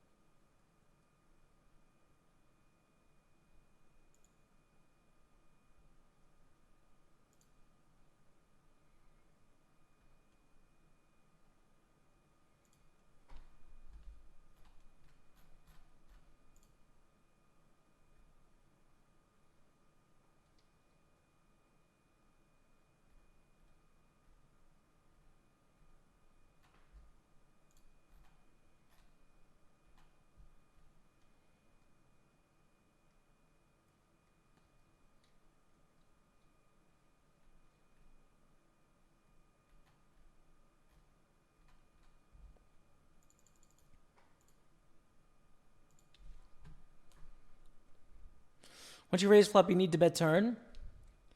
I don't think so, because we're not bluffing flop, right? We're value raising. So if we bet the turn, we're bluffing mayor, right? And what are we bluffing? A pair. Are we going to bluff a pair? No, we're not. So I don't think a bluff is good on turn. Question is, do we want to value raise flop or do we want to call and face a lot of barrels in the turn?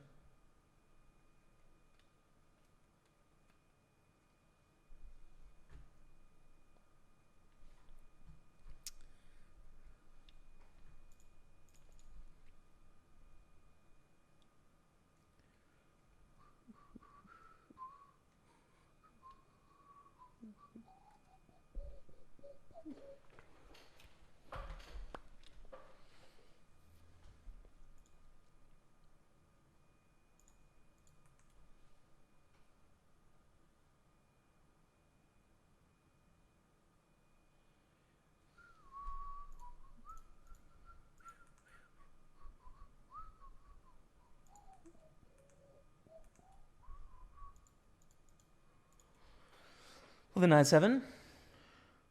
Prem guy playing like a maniac, open every hand. They were the chip leader at the time. They're supposed to. Noob forever.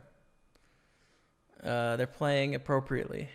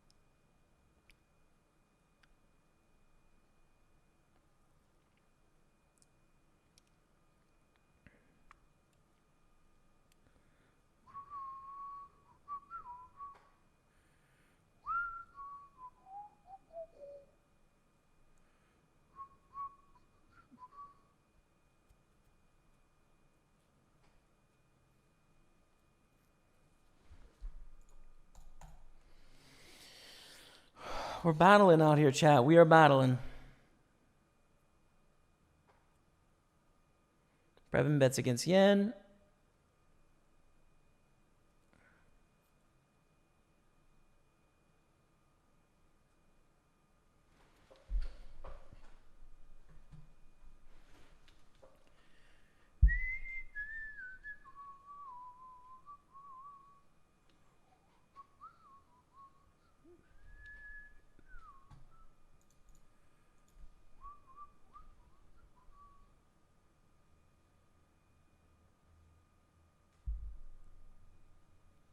Eight five is not very good.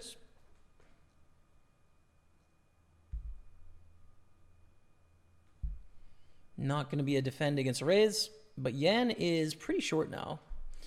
Joshua, our chip leader opens, we fold. Third FT of the grand in a row? No. We bubbled last week in the grand, but then the previous two, we got second place in 2 in a row. So out of the last 5 weeks, we final tabled 3 times, 2 seconds, 2 bubbles of the tournament, and now this today. But the bottom line is the grand might be the best 1K tournament on the internet. And we have good fortune in it, so we continue on our journey.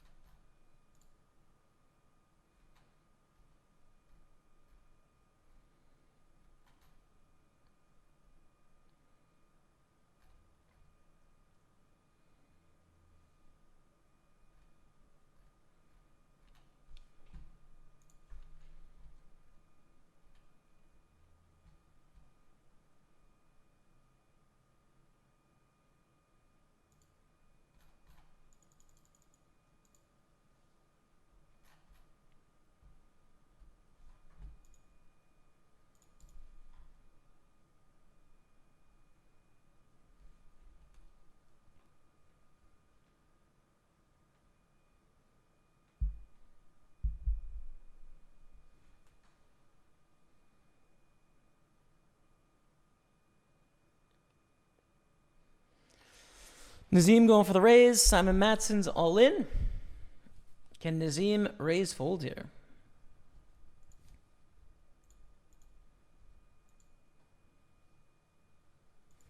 I think we're down to 7 unless it's an 8, which it's not.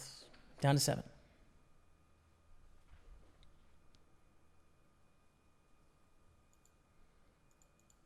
Folds.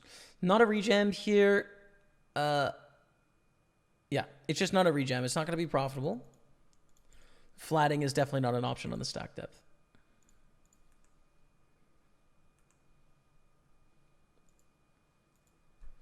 $42.91 cashed. Top 4 is art. We are tied for 5th right now, basically. As Norson's all in.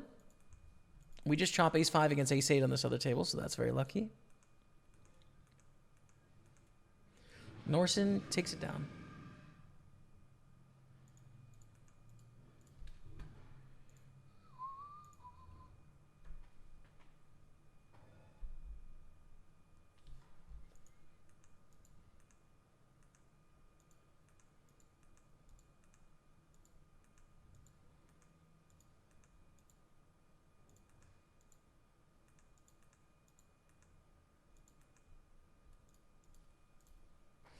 Hello, Jamie from Edmonton. What's up, Fujang?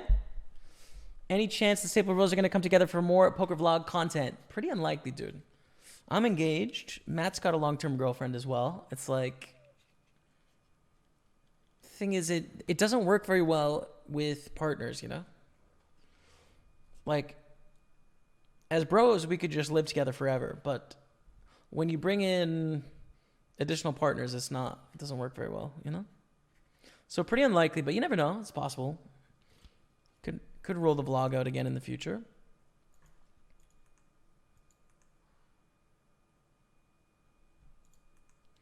This is a moment in time, chap. This is a moment in time. I mean, selfishly, Klaus is a friend of the stream. Joshua, we owe one to Joshua. So I'm kind of hoping our chips comes from Prebin here, just from process of elimination. You know? Good luck.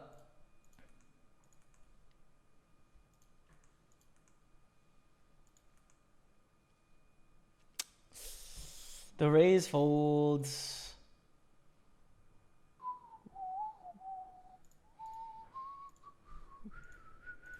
Fold the deuce 5.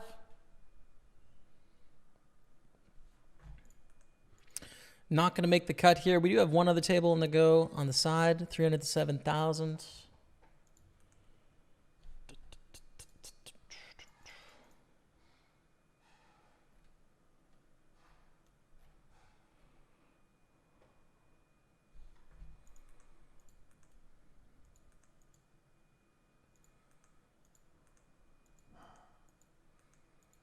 Ooh.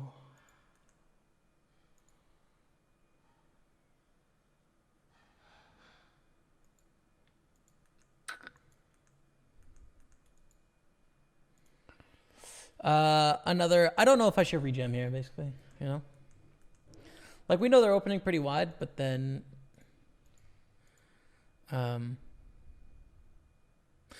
ace 4 is not great. The size of the mistake is pretty sizable if we do run into a better hand.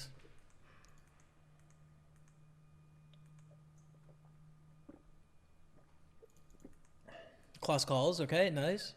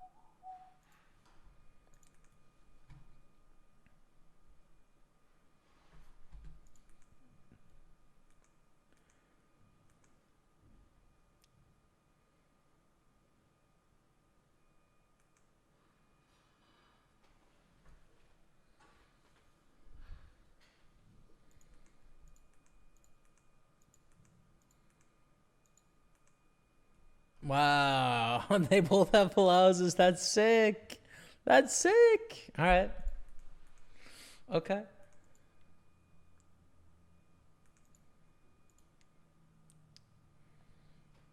All right. I hope so, Scorpion Master. I hope so, man.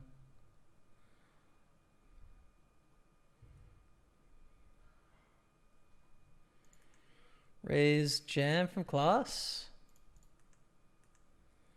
Takes it down, 9.8 million. Got a bit of a division from us other tiny stacks here. How about Yan under the gun with 3 blinds now? Let's get that Yan ladder, dude.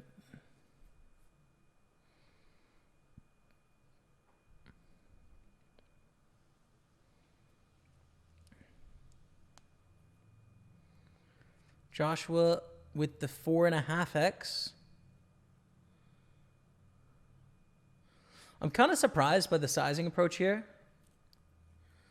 It's really big, obviously, right? It's really big raise sizing. And I guess in my head, in theory, like Prebin feels pressure on a 3x raise here. So like, yeah, you could 4.5x, but like the upside of going the extra 1.5 blinds over a 3x. They fold that much more of their range? Maybe they do. I don't know. But I feel like Prebin's already got the pressure. Like, if anything, in theory, you can size down and have the same pressure as you would in normal situations. Nonetheless, Joshua seems to be doing pretty well in the tournament, so. When you're coming back to Split, Croatia, we miss you here. We meet each other in a cafe bar near the beach, making a blog, and you were on your weight loss journey. I remember you walked every day to the top of the local hill, Marjan. Followed you forever. Congrats on your engagement. Best of luck. Thank you so much. PRCNJAU. I don't know when I'll be back. I want to come back tomorrow. I have nothing but love for split in Croatia. I miss it immensely. And I'm certain that as long as I have lots of time on this earth, I would like to spend a decent amount of it there. Because it's just a special place, man. But it doesn't fit yet. It doesn't fit today, you know?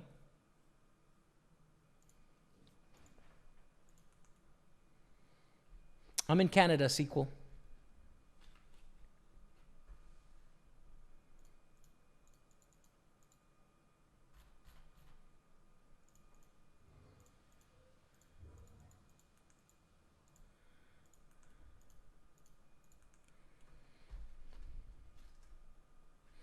Pulls around to Yan, who has 3 blinds to start the hand and folds. Let's go.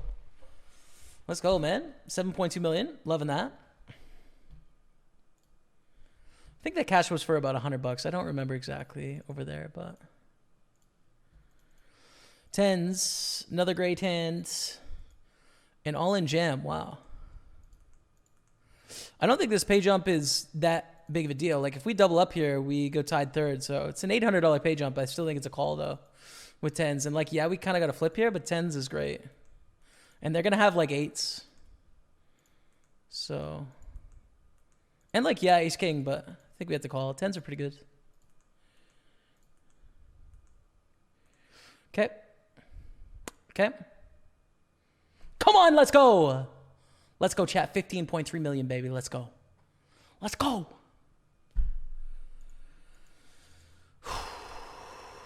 All right.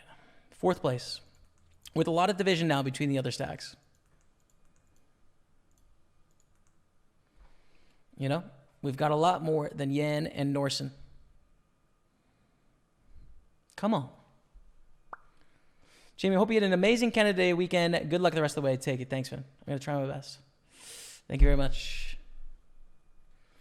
You moved away from Europe. Engagement still to a Swedish girl. English. Sequel 99. From Yorkshire. And yes, she's here with me in Canada.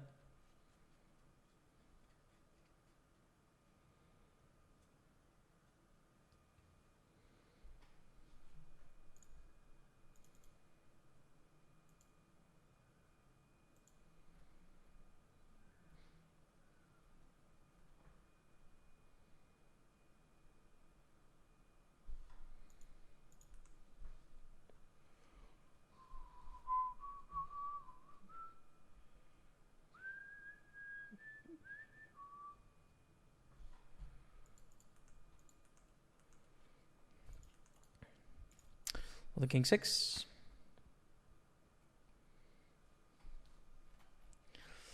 Love how Staples Bot has that programmed in because a lot of people ask on the location. It's true.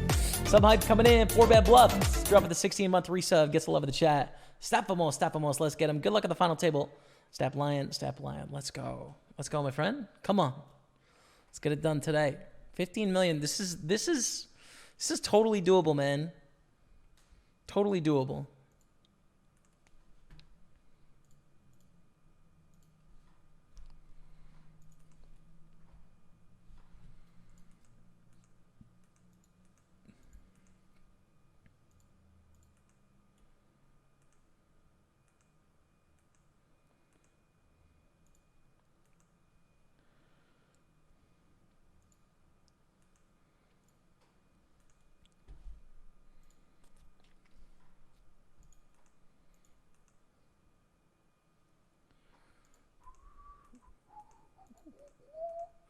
Simon Matson thinking about what to do against the 1.8 million bet.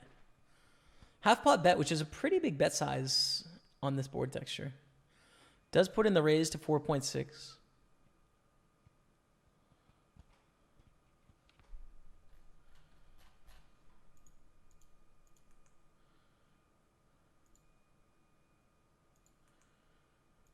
Takes it down just like that. Simon Matson.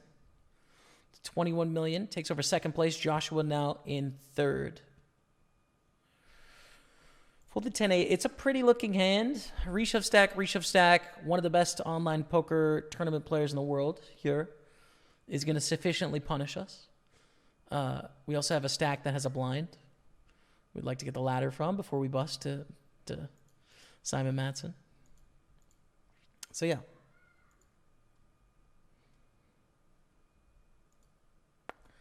Tens is a complicated hand to play, I think. We raise, and I don't know what to do against Klaus. Against Norson, we call. Against Simon, I also don't know what to do. It's a complicated hand to play, given our stack there. But thankfully, we raise, take it. We don't face the complication.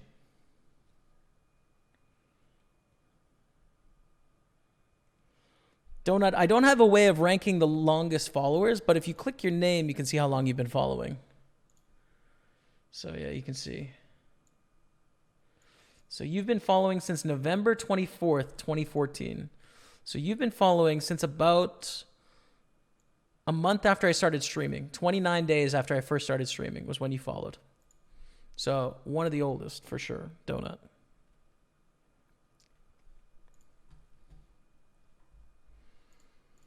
Open the ace queen. Yan's all in here. Norson is thinking about what to do. And they have 10 blinds.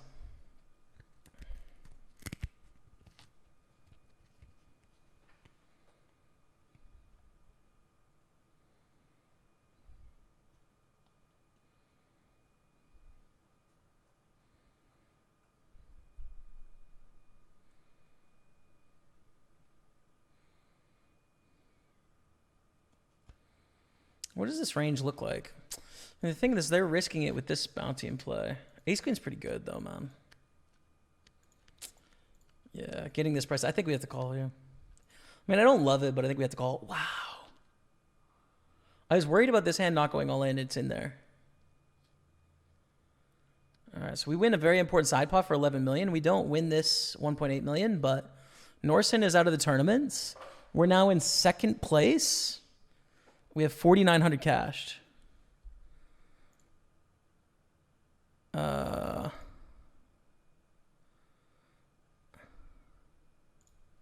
Send them the fireworks on that one.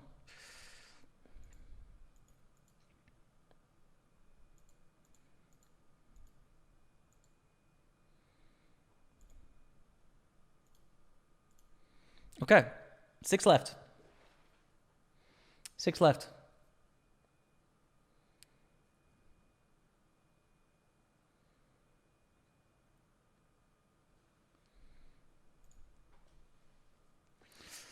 What is her name? Marjan? No, her name's Rebecca, but there's a hill in Croatia called Marjan Hill. Marjan. So that's, yeah.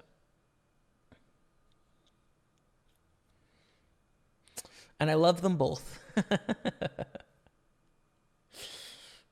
Abyssinal. Today wasn't supposed to be a play day, but watching your stream makes me want to play a few tables. Come on, join me in the party poker streets, man. Let's go. Join me in the party poker streets.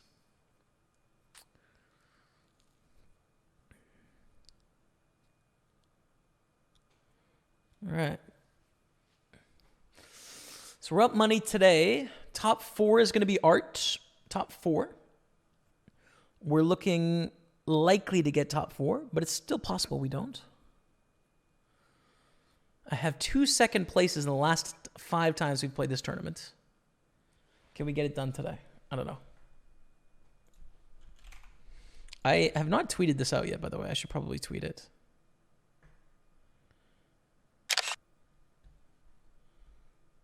Ten-9 suit is a good debate as well for that. Let people know that I'm on the final table. I think fold here is good.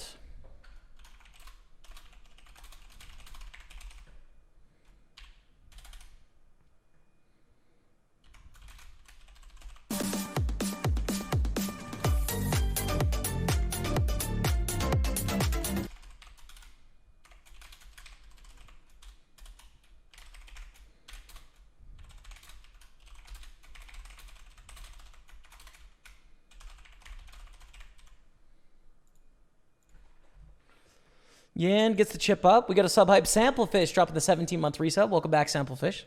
Thank you so much for that. Appreciate it, man. King 7 against Ace 7 there. And 10-9. Oh, that's a flush. Yeah, it's like, okay.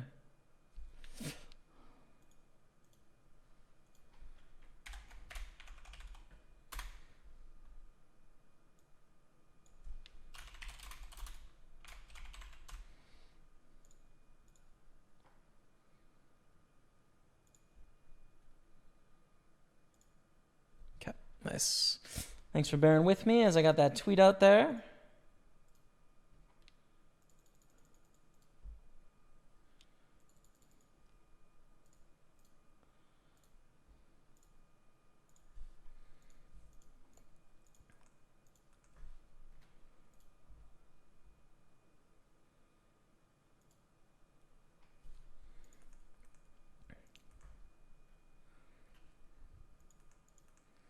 Yo, check me. Skillstone plays. All right, let me see. You can click your own name. You'll see. Skillstone plays March 26th, 2015. 2015. There you go. Don't even care about poker. I just like your vibe. Pokerstaples, I don't watch any of the poker. Well, thank you, Donut. Appreciate you, man.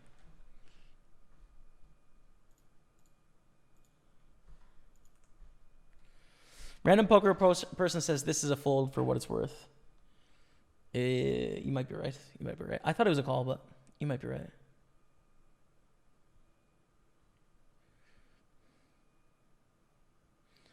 I mean, I'm surprised by the ace jack too, and I guess if the ace jack folds, then I should fold. But yeah.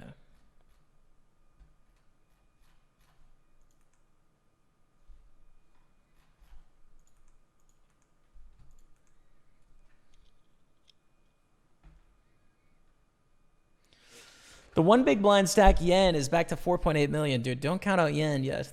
Don't count them out.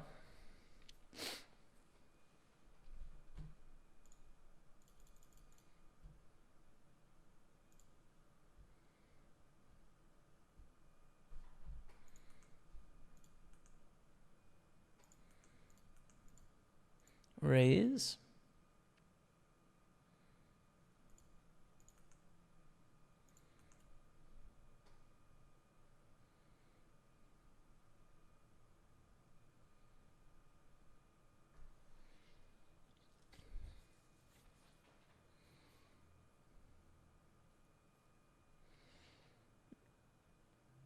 Pulls around to yen.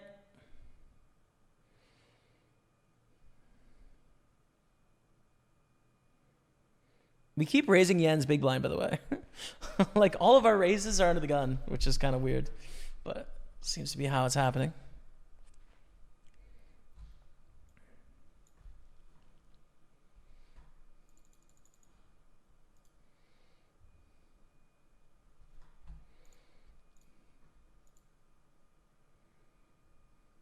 It's a fold. I know it looks weird, but it's just a fold.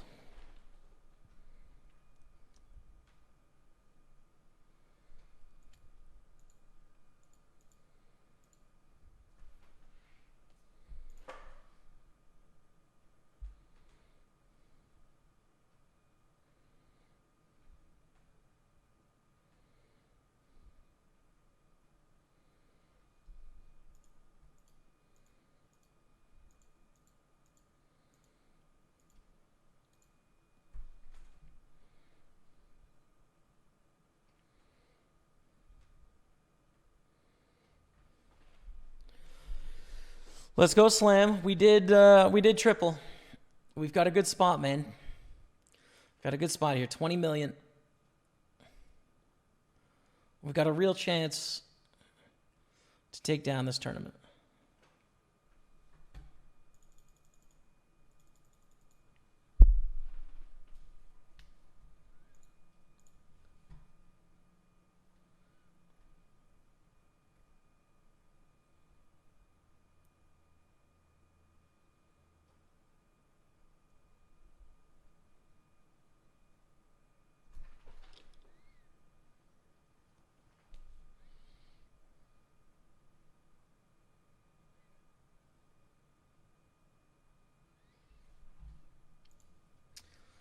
Preben opens. Simon Matson 3 bets to 4.2 million.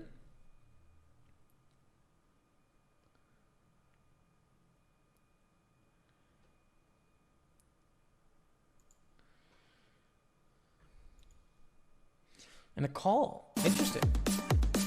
This is big advantage Simon Matson, right? 3 bets, has aces, kings, queens, jacks. Like all these big hands in the range. Preben just calls. Unlikely to have those super nutted pairs up there. It's going to have a bunch of unpaired hands, so it's like big advantage for Simon Matson here on the 5-5-5 board. It's like, who's got the more big pairs? Simon Matson, clearly. Who's got a more tighter range? Simon Matson, clearly. It's a print spot here for Simon. But if Preben continues, it's kind of like one of those spots where it's like, well, wait a second. They both know that. Does Preben actually have something here? You know? So turn's interesting if we get there, but probably we don't. Dodgers SCC dropping the 89-month resub. Gets the love of the chat for Dodgers. Good evening, sir. Let's ship it. Let's get it done, Dodgers. Thanks so much for your support. Get some hearts on the chat. 89 months. Huge resub. 60, 72, 84. 1 month away from 7.5 years. Wait. 60 is 5, 72, 84 is 7. 1 month away from 7.5. Wow. It's been a while, man. Thank you, Dodgers. Thank you, bro. If your opponents know you need fourth for art, they can apply pressure on you. Art pressure, it's true. The art bubble is real. The art bubble is real. Don't get it twisted.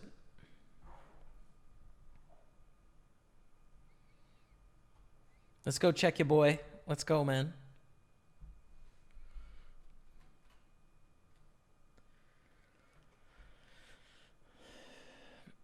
Wick. I pay taxes on poker in Canada. The mass majority of people don't. Poker has to be operated like a business for you. So if you play poker for fun, it's not taxable. If poker is your business, which it is for me, then it is taxable. So yes, I would pay taxes on it. But then I also get to do deductibles like my equipment, for example, percentage of my rent, my internet bill, like that sort of stuff, right? So, but yeah, I will pay taxes on the 23K that I'm going to win here if we ship it. Most people do not. Queen 9's of folds. Simon Matson takes the lead. We're in third.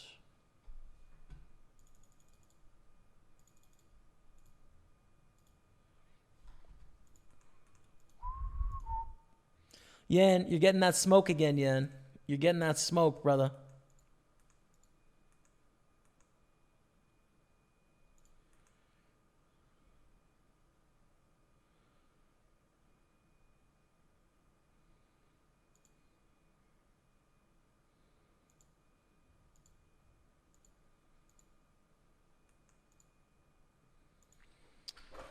I think check fold here. We're going to have to overfold on every street against one of the best players in the world. I think staying out of the way is the right decision.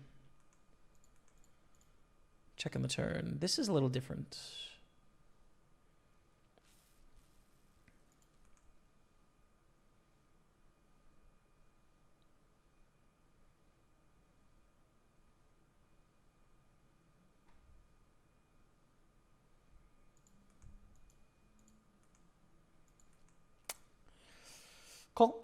Call. We hate the river bets, right?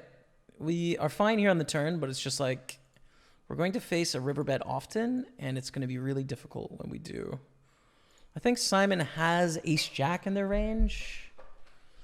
I think has some flushes in their range as well. I'll probably fold to an all-in.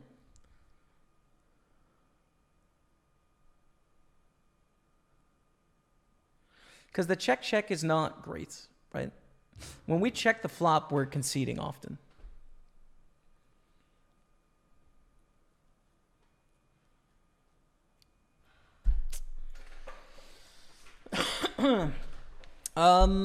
Man. It may look like a nit roll. It may be a nit roll, right? But you've got to think what we open into this chip stack lineup. And they check back flop on a spot where they're going to bet so often. think we have to call. I want to fold, but I think we have to call. We can have the same hand. I just don't know. Are they going to bet ace-10 like this? Yeah. I don't know, man. I want to fold. I just don't think I can, though. I think it's too good. I might be net rolling here, but I'm seriously considering folding. Nah, I just don't think I can. I call. Nice. All right. Listen, Simon Matson, if you're watching, I meant no disrespect. My thinking was obviously that we were going to see a ton of bluffs on the King Jack X flop. I thought you were going to bluff at a really high frequency. So when you check back, I think that gave you a lot of middling strength hands that improved to really strong hands. I didn't mean any offense. We are in the lead here. 7-4. It's a folds. We are chip leading.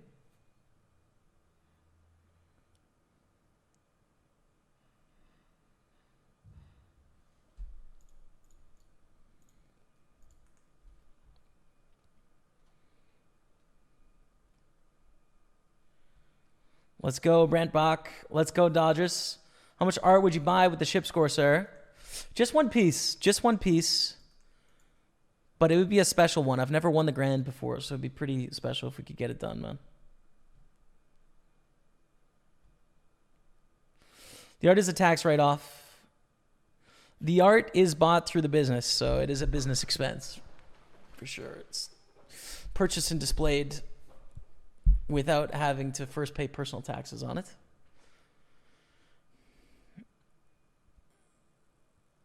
Simon Matson gets it done with the 5-3. We are down to 5. Yen. Really surviving here, Yen. GG to Class, by the way, friend of the stream. Tough one there. Ace-9 against 3-5. Tough one.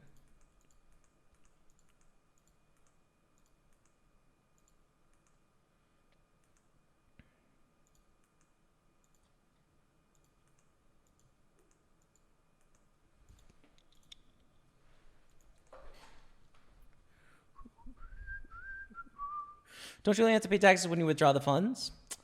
It's different for every country, man. For Canada, poker is tax-free unless poker is your business. So if poker is your business, then it's not like they become a realized gain when they leave the account or anything. It's just like when the tournament is finished and you've cashed for X amount, like that's a profit in that it's converted into a currency. It's taxable, but what taxes you pay in terms of percentage? It's the same as everyone else in that it's just a sliding scale depending on on how much you make, you know. So for the first, 17,000 or something, it's tax free, and then you pay 17% tax on the next threshold, and then all the way up to the top threshold with provincial and federal tax is 53% in Quebec. I think that's on money 250,000 and over, basically. So yeah, it's pretty high taxes here in Quebec. But it's a pretty cool place too, so I like it here. And then corporate taxes are 15% in Canada. It might be a little bit more. I don't know what the provincial corporation tax is. I'm not sure. But yeah.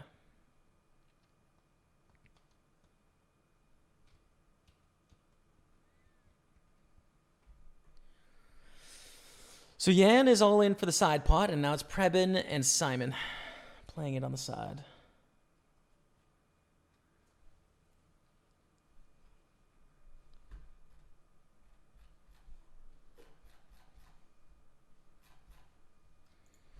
Ace 4, King 10. We are down to 4, chat. Art is official. Art is coming our way, but we want the victory, baby. 2 second places in the last 5 weeks. Got to get the win this week, man. Got to get it done.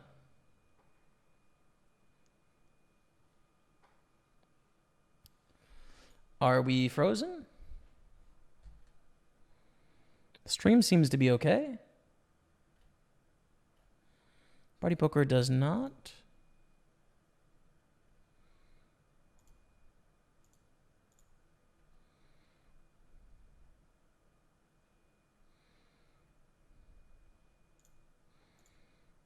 I don't know what's happening here, but we'll see. It seems like things are frozen.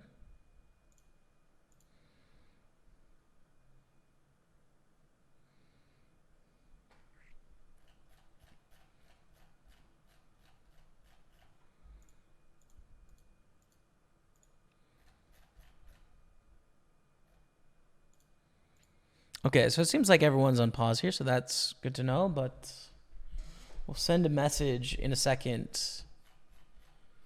to Party Poker if we don't get going in a moment.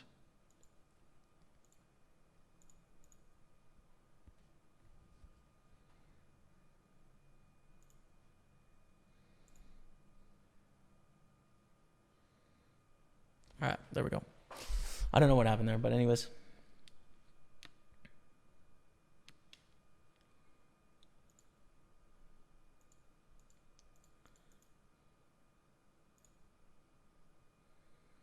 Four-handed. Tough lineup, dude. I mean, great opponents at the table. Like, really good players, so let's see how it goes.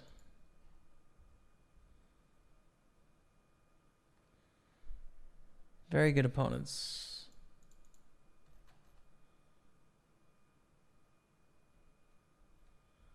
I think 4.5 is about the rise size here.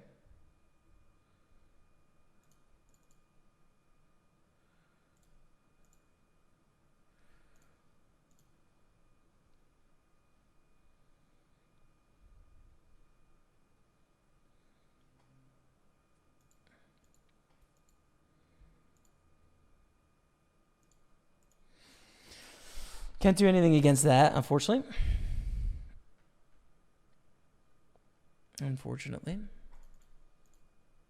Jack 7, not great. If we had the chip lead right, if we were flipped, we could probably open, but I think fold is okay.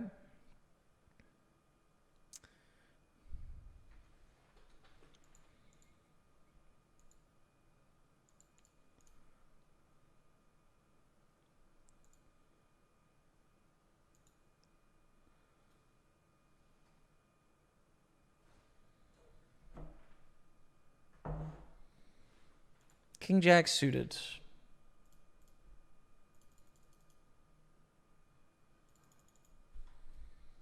Simon opens.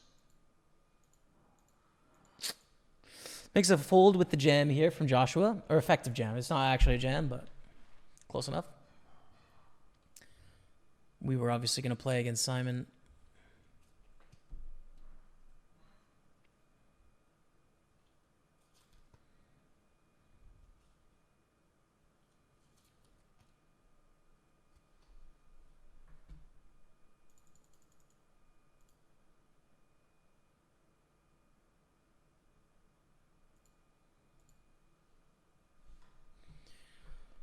Queen 9 beats the Jack 10, and we are down to 3. All right, 10,600 cashed. Three-handed against amazing opponents. Do you speak French? Désolé, mon français est petit. J'habite à Montréal. Je ne peux parler français beaucoup.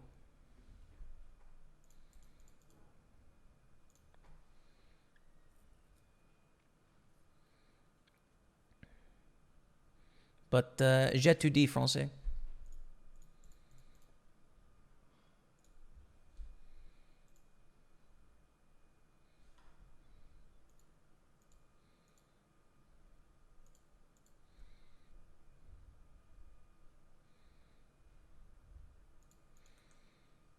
These two suited open. Simon's all in. We fold for 30 blinds effective here.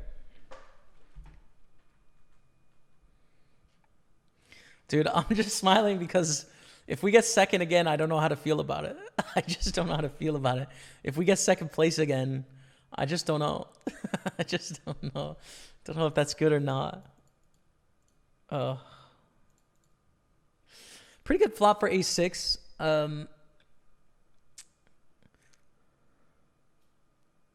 It's hard to play against this opponent in this situation. You know? It just is.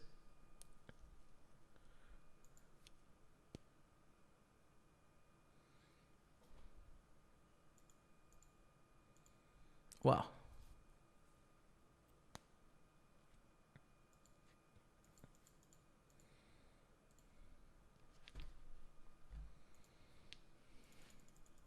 Shows me, dude. Shows me.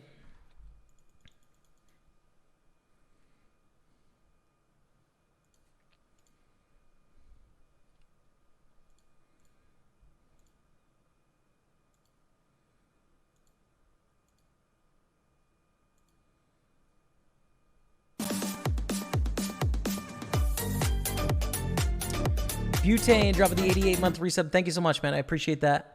Get some love in the chat, you guys, for Butane. That's a massive resub. 7 years, 4 months in the house. Thank you, Butane.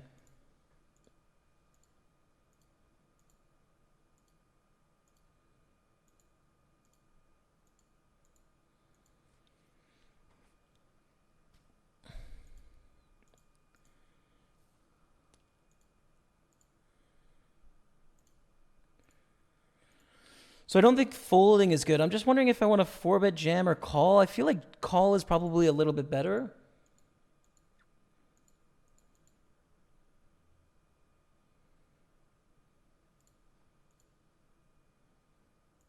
Oh, it's a nightmare. It's a nightmare. I guess it's not the end of the world, right? In that Simon is going to have a difficult time betting flop and jamming turn, and that what sort of range of hands do we have that raises and calls a 3-bet? There's a decent amount of ace-x. Like, yeah, there's king queen and king jack and stuff like that, but there's a decent amount of ace-x as well. So we call flop. I guess the sizing is interesting because I expect to see a really small bet on the turn.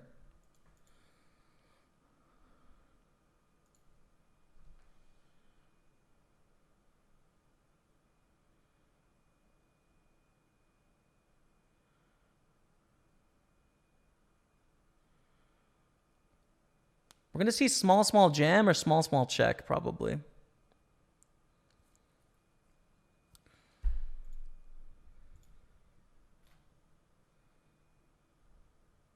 Check river. Thing is, we check with ace-x here. Take it down. Like, we check to try and induce.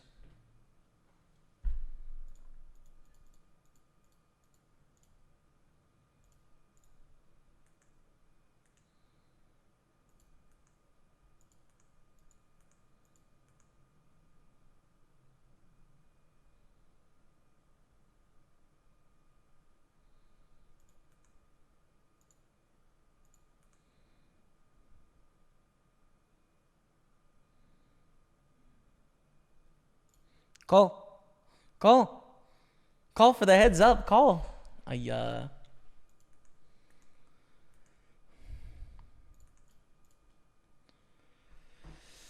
What would you prioritize in your studies as someone making a jump from beginner to intermediate?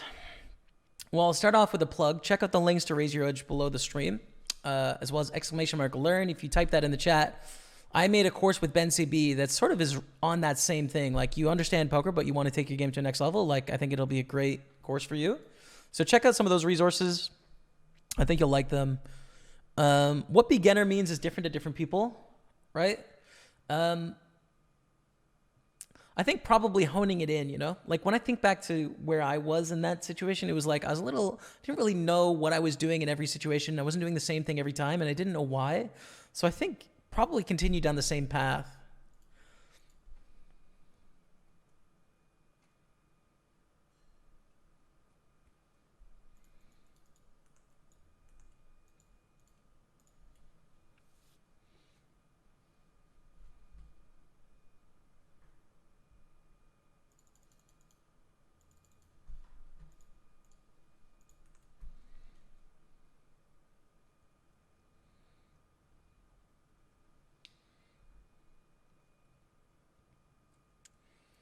All right, startup Tim. I'm going to try my best, man.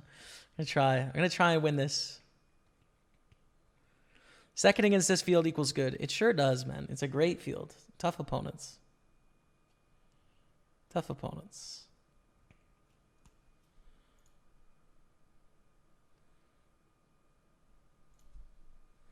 Interesting. Someone's got the deal checked. I mean, I'm not making a deal. I'm here to gamble. There's about 13,000 to play for, and for the stream, we gotta play it out. Interesting. One of the three have the thing checked though. 200 bits. Art score hype. Let's go. Fastlane Rachel. Come on. Is this tournament just a joke to you? Absolutely not. Both of these opponents are really great at poker. Very great at poker. So, I mean, I would be lying if I wasn't absolutely pumped with how this tournament was going for us over the last year, basically, in that the majority of our profits are coming from this particular tournament. But it's a lot of great opponents in the field, so I'm pretty happy with it.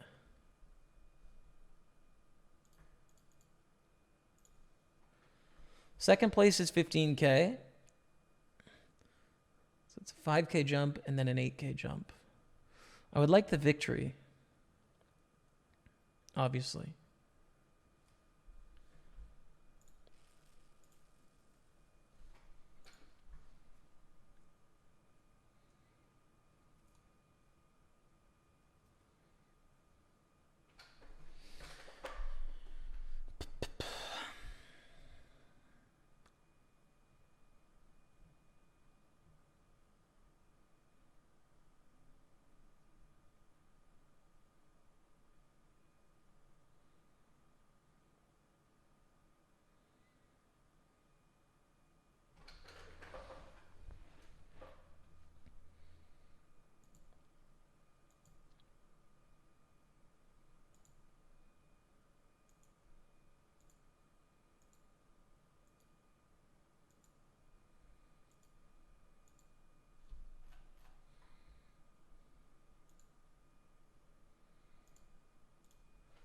We'll do 5.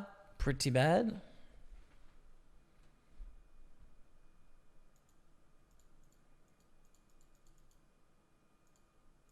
I think limp call is best with this hand. I don't think we want to go for this pre-flop with 4s. Well, like raise 4-bet is an option too. I think it's a hand that plays pretty well like this.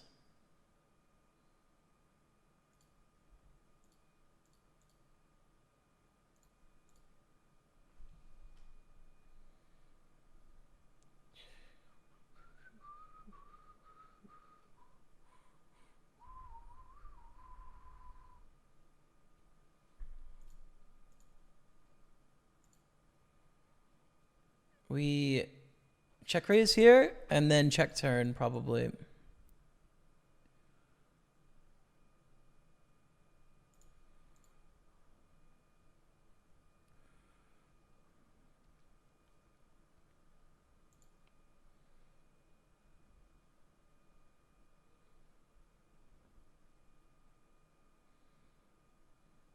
Nice. Good stuff. Good stuff. 28 million. On the deuce 8.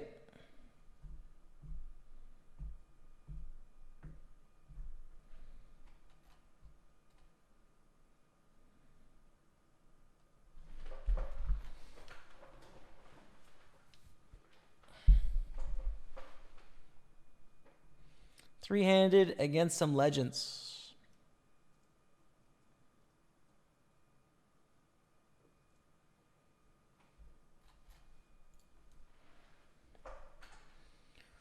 Limp from Simon, raise from Preben, and a call from Simon. We could do a flop of 3-3-5, 2 hearts.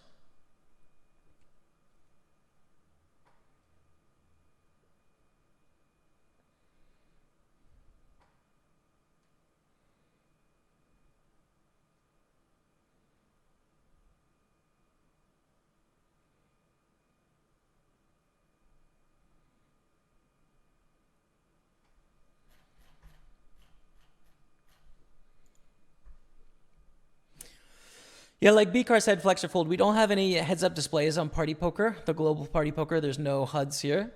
You can download hands and import it into your poker tracker after the fact, right? And the way to do that is you click this little arrow here in your lobby and then go My Hand Histories. And then you can download them, but you can't use a HUD while you're playing. There's no hand history, so you have to download it after you've already played. Hope that helps. Wow. all in on the 3-3-3-5-5 boards. Wow. Okay. Back in the lead. Back for T2 here.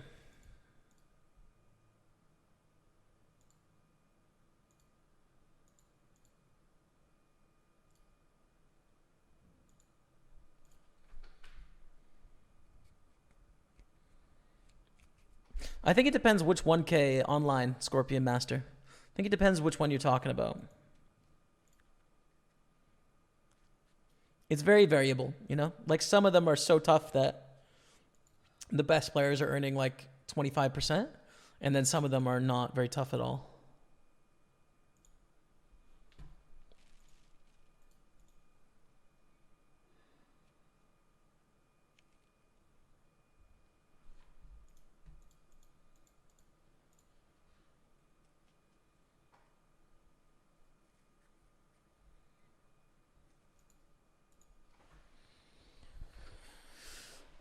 What a tournament, dude.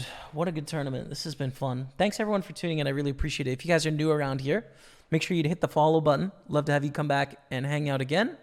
I'll be streaming Friday, Saturday, Sunday next week. And hopefully go back-to-back win in the Grand, dude. So, yeah. Big thanks, everyone. Big thanks, Party Poker, for sponsoring me in this show. And, appreciate you all, man.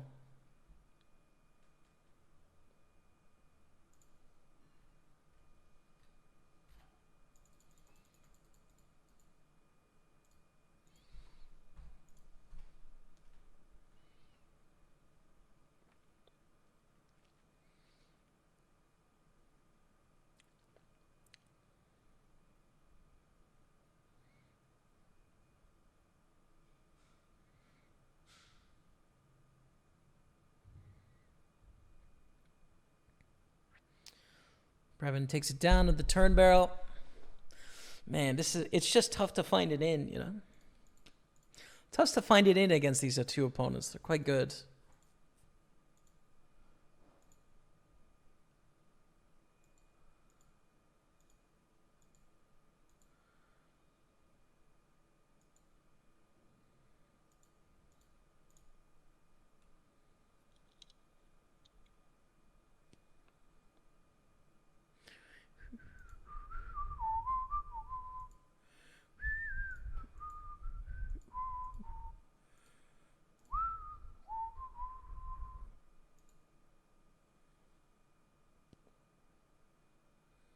They're pretty good at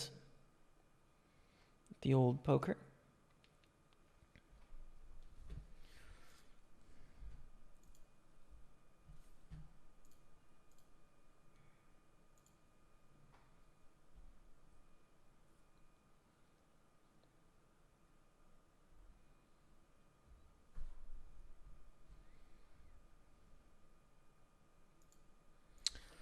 Nothing we can do with these hands, right? Just wait.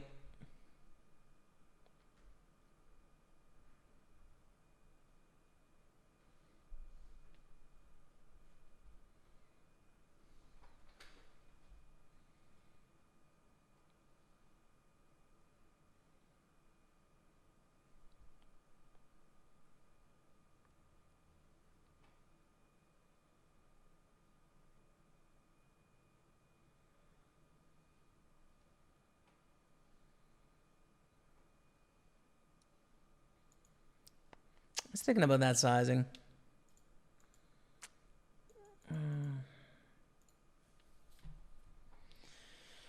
It's not very fun to fold hands like this, but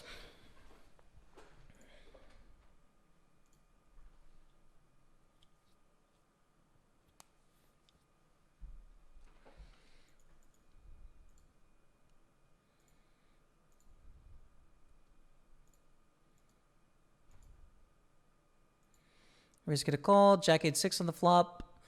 We check here with this hand, I think.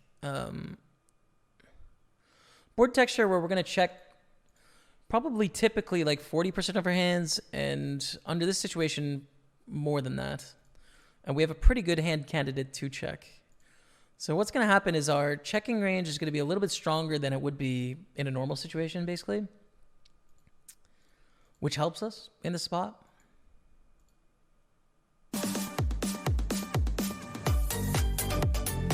Bet is too small to fold here based on their pre-flop range being huge.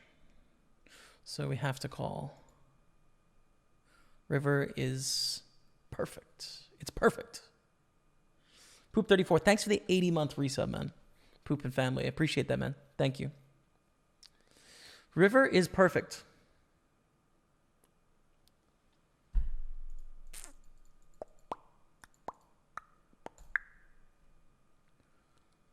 Bet call. I think bet call. It's possible to have a jack, but they probably bet bigger with the jack on the turn. And I think their check raising frequency is going to be way out of line here because we don't have any jacks. So I think we bet call or river jam here.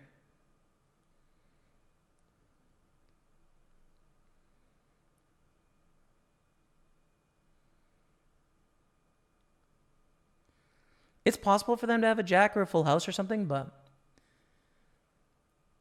we're playing against a range of hands, and I think it's a spot where they can think it through and be like, and Jaime doesn't have any jacks. Like, checks back flop, just calls a tiny bet on the turn, draw heavy board.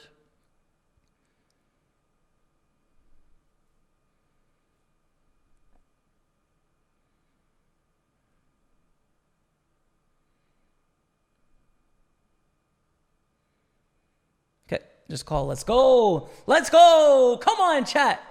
Let's go.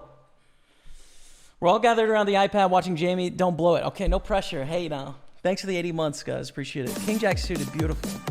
It's gorgeous. I don't want to 3-bet because we're going to get 4-bet often. So I think we call, take it to the streets.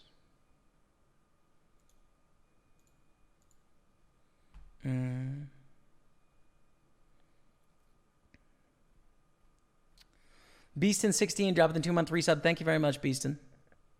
Flop is not good. Now, ranges are wide. That's true.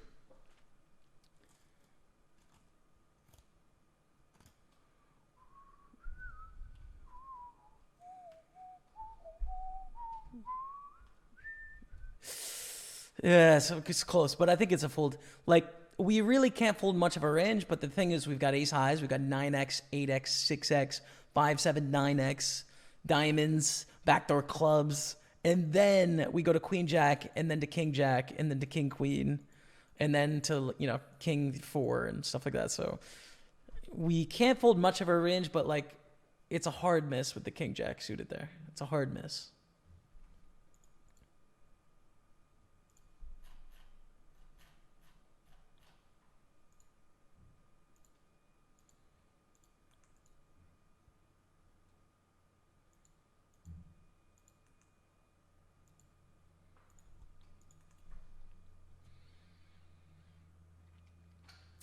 Yeah, like I can't reveal like the total. I can't reveal all of the details in terms of like my contract and stuff. You know, some of that's personal between Party Poker and I, but it's not that kind of situation. You know, it's not like the slot category where it's just like people are doing like $3 million bonus hunts and like some of them are legit, but a lot of them are not. That's not the case, right? Like I get compensated based on, you know, a certain amount of money essentially per month, and there's various ways that can be compensated. You know, and there's some small incentives for other things, like based on how much I play and stuff like that. But in general, it's, you know, if I have success in the grand, if I win 22K, I win 22K, right? It's not a thing where it's like, I only get to keep some of that or something. That's not the case. If I win, I win.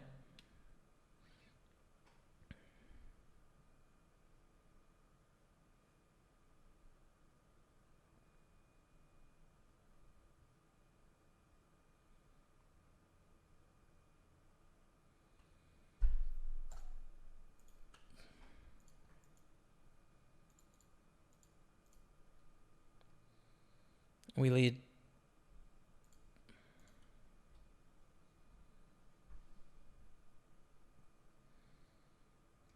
Really tough spot for Simon Matson. Like, yeah, they can have strong hands here. They can have overpairs. They can have the straights and stuff. But this is just a board that's really good for us.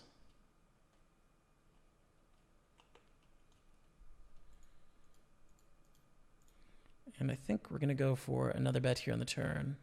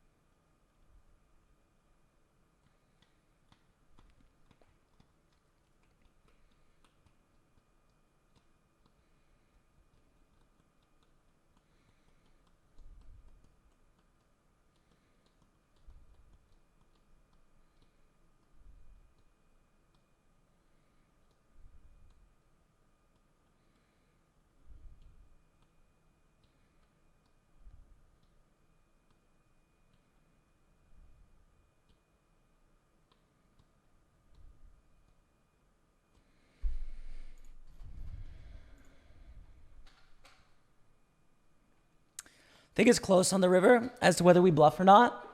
As you can tell, it's obviously a high pressure spot. The thing is, I think when we took it our lead range, yes, we have some heart draws. We had the queen of hearts. I wish I didn't have the queen of hearts. But I think we have to go for it.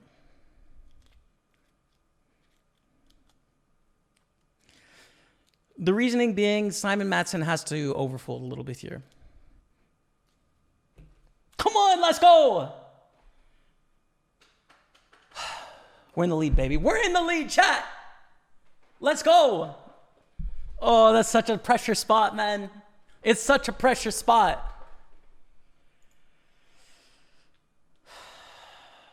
It's sick.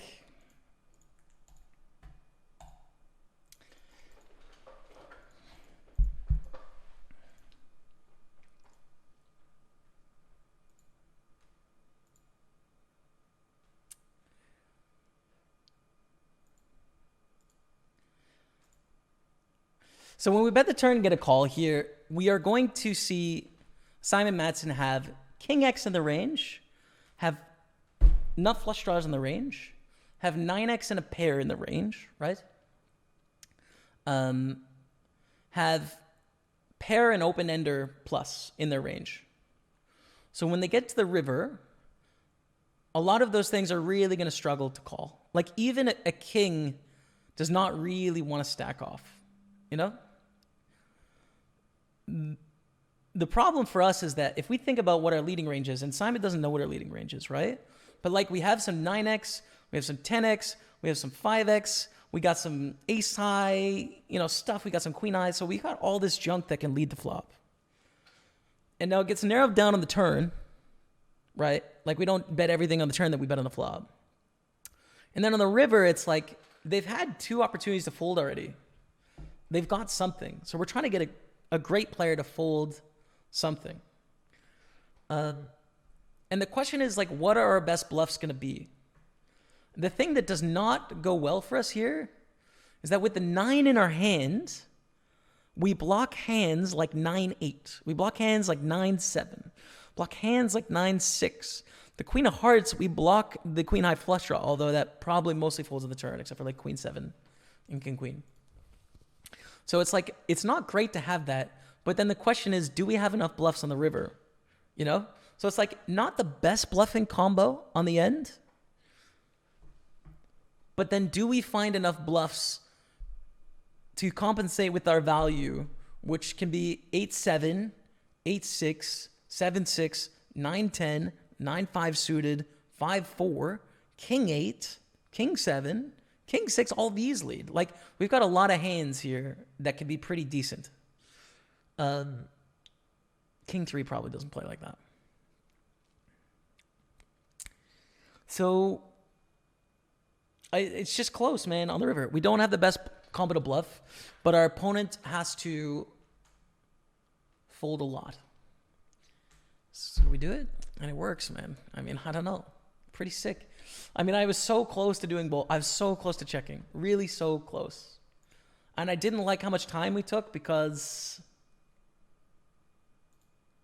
I thought like nut frequency would probably not go that deep in the time bank, but nonetheless.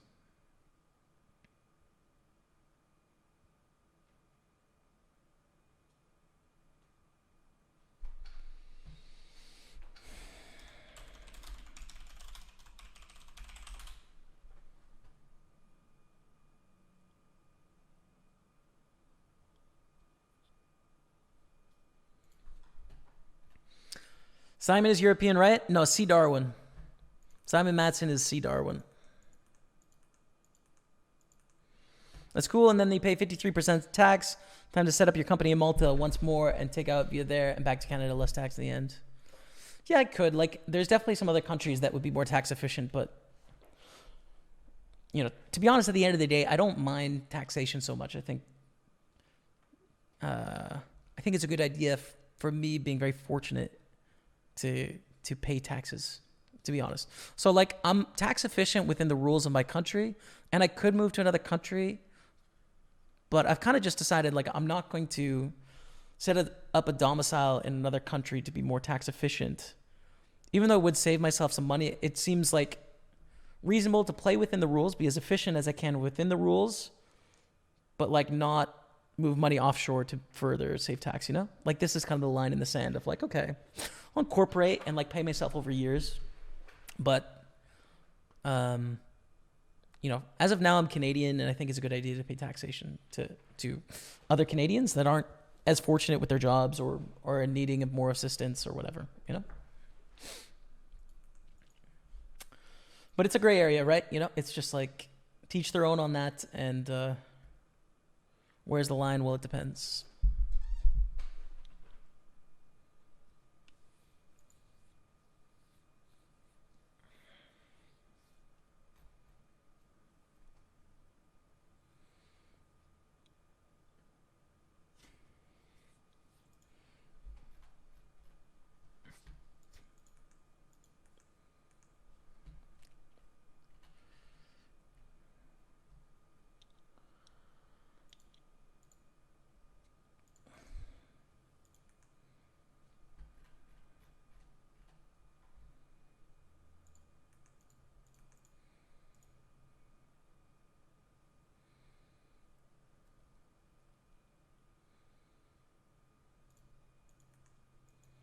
We see bet with second pair backdoor flush draw on ace 10-3.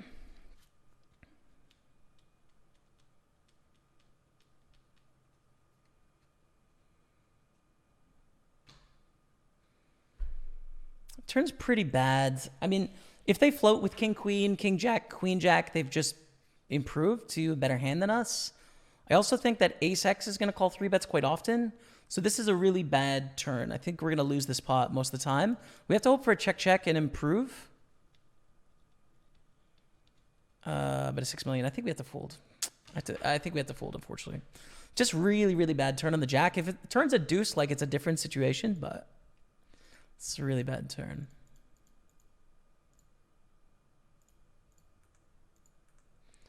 Raise ace jack and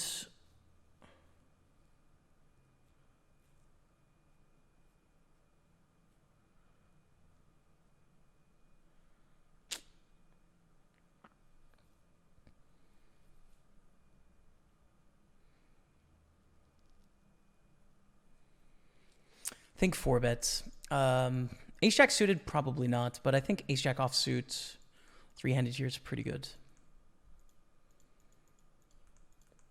Just wondering if it's in the middle, right? Because they don't 3-bet call ace 10, but I still think this is the right line. Nice.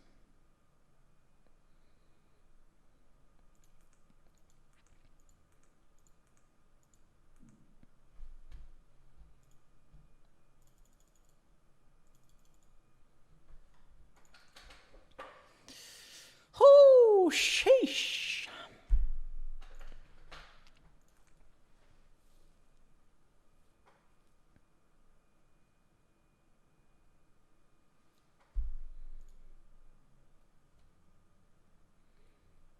We raise the king deuce suiteds.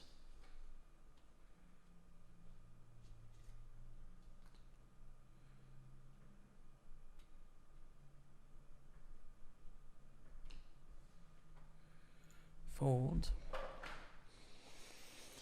Like I said, it's tough to get an in against these guys, right? Like, they're just very good at poker, so it's just it's aggressive, battle-y, 3-handed action here, you know? It's just tough, man. They're good. They're just really good. They are. But we can win. We're good as well. I think we're good as well. So we can do it, man. It's tough. They're tough opponents.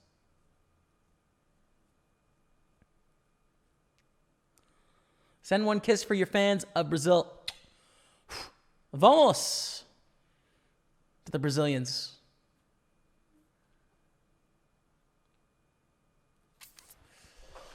The Limp Jam, Marine, Cappuccino.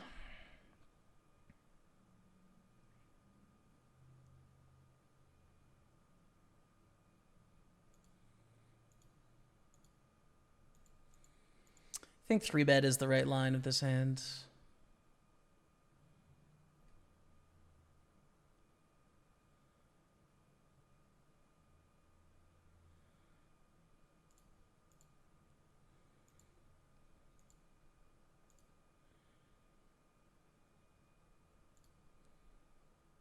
Nice.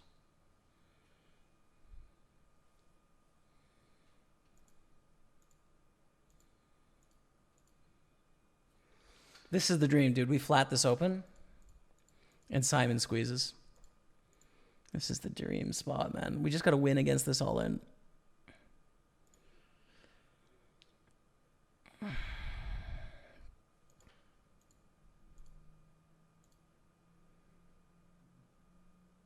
Ooh, call. Not what we want here. Not a good flop for eights, especially with a player behind. Great flop for a range, though.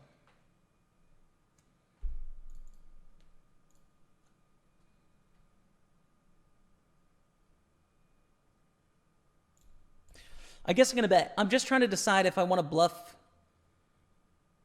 sixes, sevens, eights here, or if I want to bluff ace X suited. And we really don't have that many bluffs when you think about it.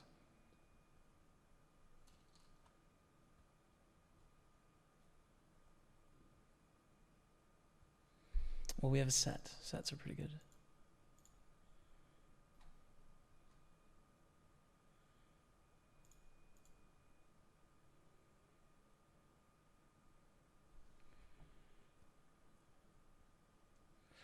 Against a raise, I think we have to call. They do have ace-10. Well, no, they squeeze ace-10.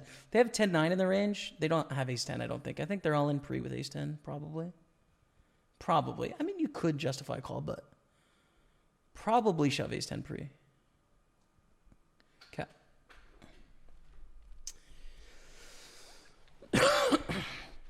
We're in the lead, chat. We are in the lead, Dottie.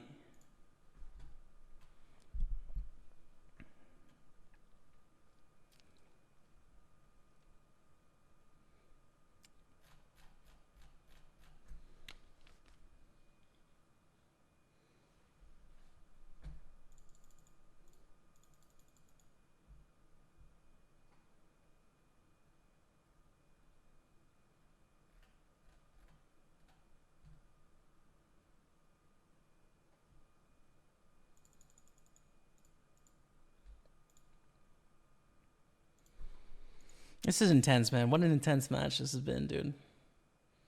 Jaime, we share the same name. What's up, Jam? Alas, we play different games. What do you play? Thanks for tuning in.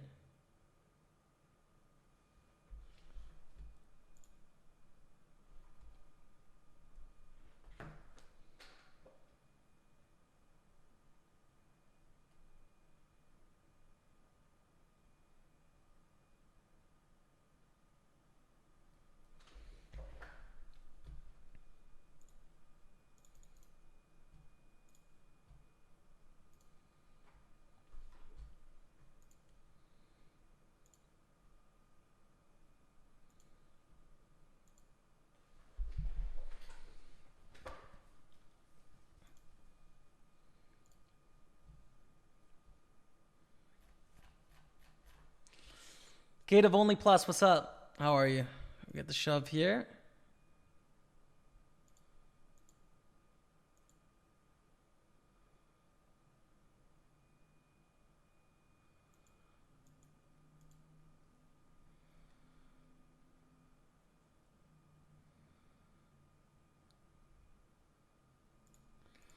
gonna 3-bet because when we get caught by Simon Matson, our hand has equity against ace king, ace queen, or whatever, you know?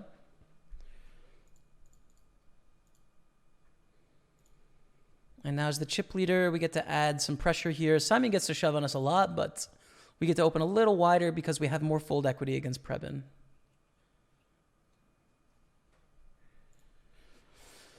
Tough to get it in. Tough to get it in.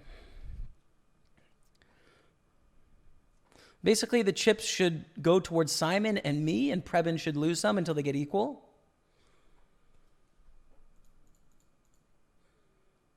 Wow. Gonna jam. I was thinking about limp calling, but I think jam is best because we really own middling pairs. We own them big time. Oof. Take it down, take it down, take it down. Queens, take it down, bro.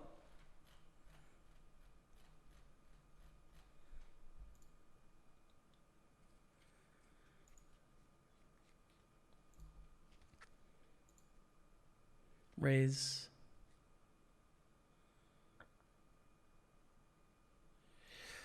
I also want to make it just a tiny bit better than a 3x.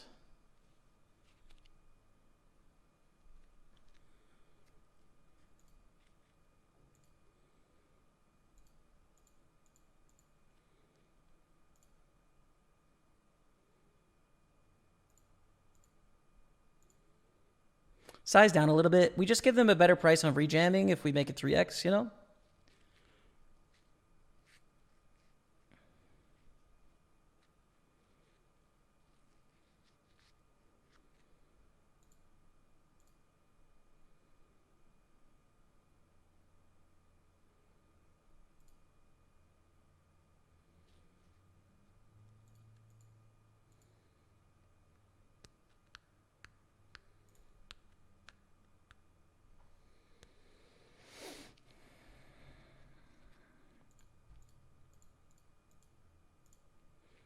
Too wide of an open chippy V, but we get to open wider here because they're pretty equal in stacks.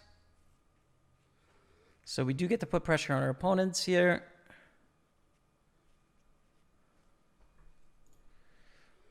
And they are basically tied. We're still in the chip lead. Still a good spot, but like I said, tough to get an in, right? It's tough to get an in here.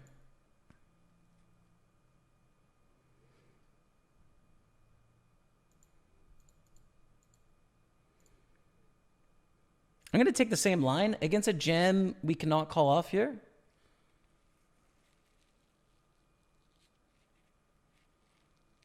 But I'll take the same line with ace-6. And that, like, limp calling isn't great, you know? Limp and then call a raise is not so good out of position. Limp jam is also... Well, limp jam is kind of interesting as a line.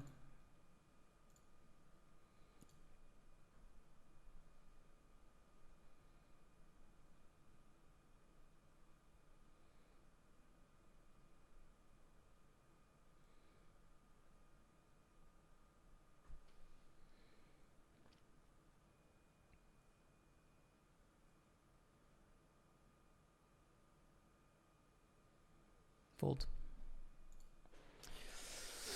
Oh, there's a lot of losses in the low. Back to 33, tied with Simon now. Prebin the shortest.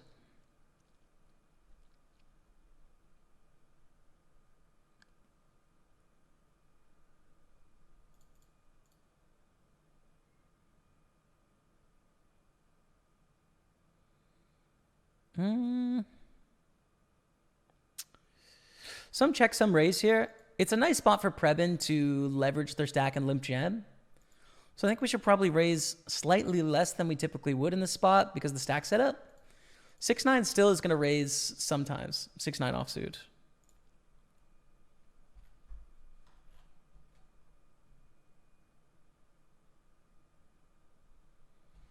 Beautiful.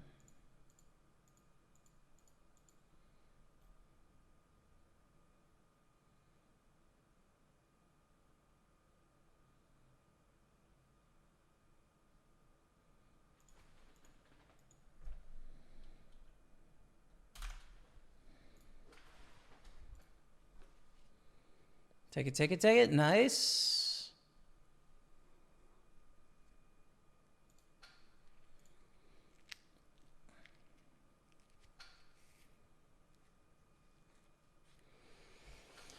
$13,000 on the line, three-handed here, against some great opponents.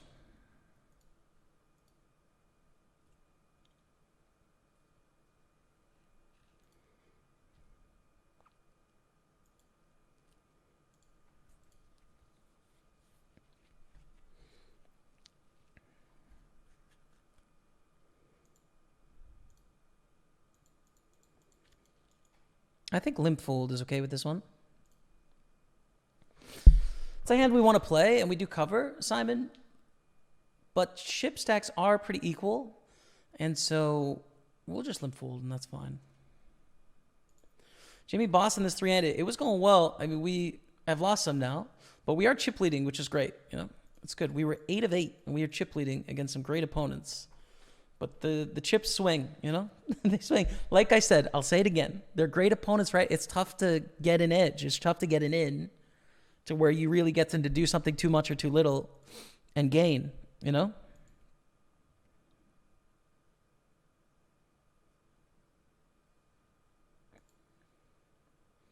I'm going to flat here.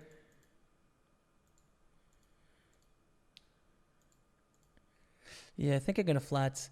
I don't really want to 3-bet fold, and our 3-bet percentage has been out of whack, so I think 4 bets are common.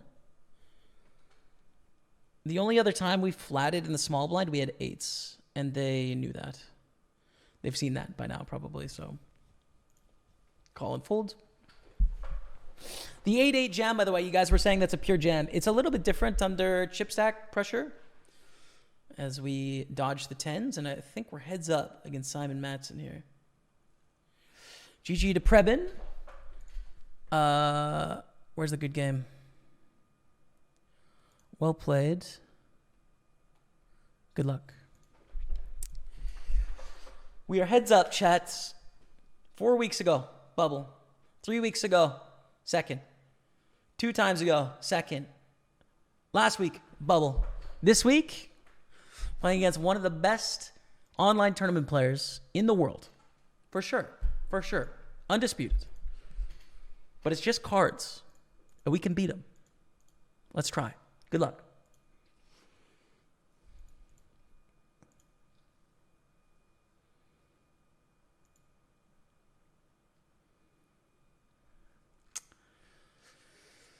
So, check raise. Our hand's great. The question is what sizing? And I would love to kind of throw them off here. Right, I'm going to choose a really small sizing, which I'm hoping Simon will not give us credit for check raising an 8 so small. I'm hoping I can lodge that thought in their head, which is like, I don't know. I think if Jamie has King 80, raise it up to 6 million here, not 4.8.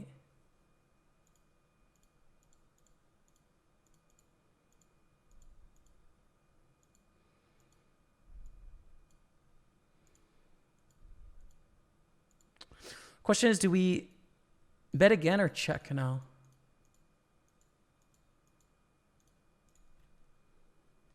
I think we're going to go bet. Bet and then check river.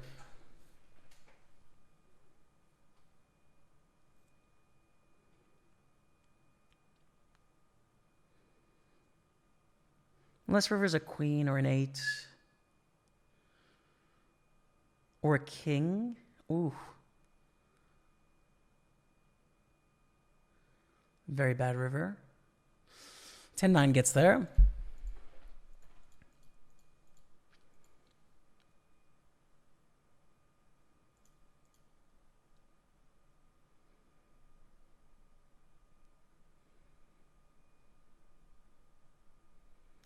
It's a tough spot, man. I mean, it's just...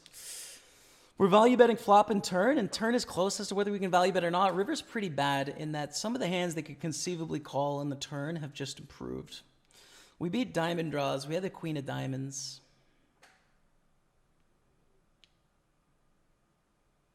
Oh, man. I don't know what to do. They do fold out King X on the flop, but they don't fold out Jack X, though. Jack X doesn't bet here.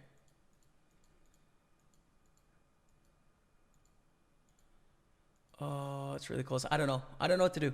I'm not sure. I don't know. That's tough. That's tough. Jack X doesn't bet the river. They have some King X, but not all of it. Oh, man. It's tough.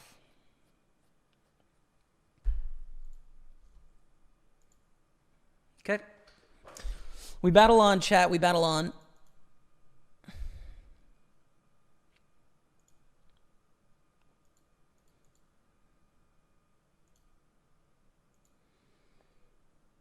We're kind of close here with Queen 5.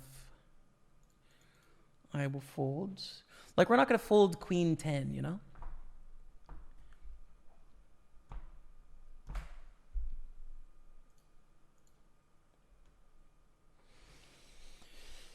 Oh, man. So our pre-flop strategy now, being this short, is going to be either a limp or a jam. It's going to be either a limp or a jam. Because raising is not going to do very well.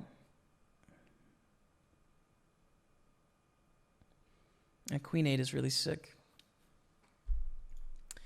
Not a great hand to raise here. Just check back. Not the right category of hand to raise.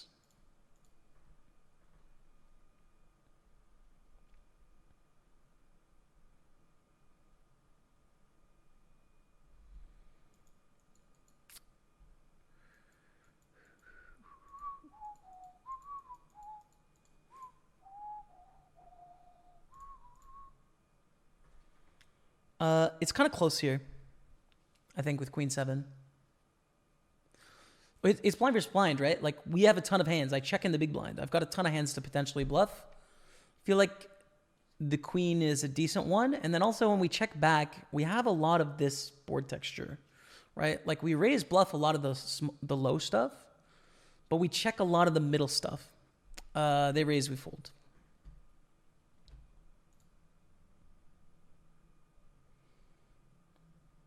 Fold. Okay.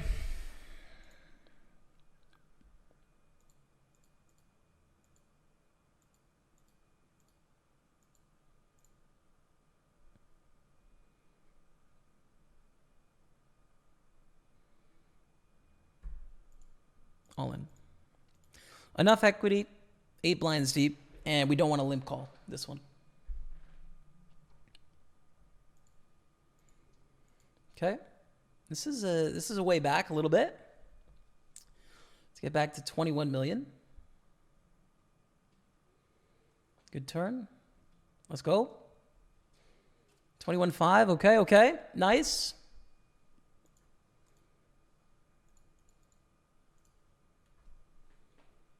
That's a good pot.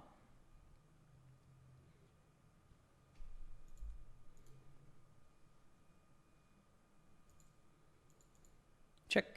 Same, not the right hand category here. We don't fold out better hands. Check call flop though on queen deuce deuce. Wonder how much we check raise here. Not much. I think we call. This is going to be pretty low down in our flop calling range, but I think we should call with king X. We're going to have ace X, queen X, deuce X, hearts, backdoor clubs. Our raises are probably going to be hearts and then backdoor club type hands. Jack, like king 10 of clubs, something like that maybe. We fold the turn.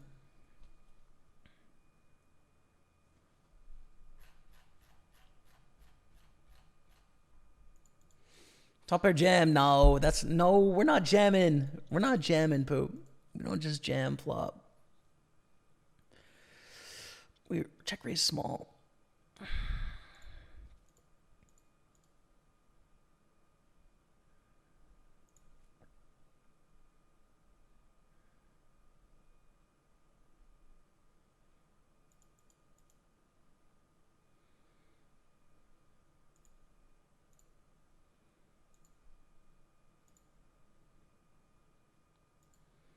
Limp, A7-7 on the flop. Min bet.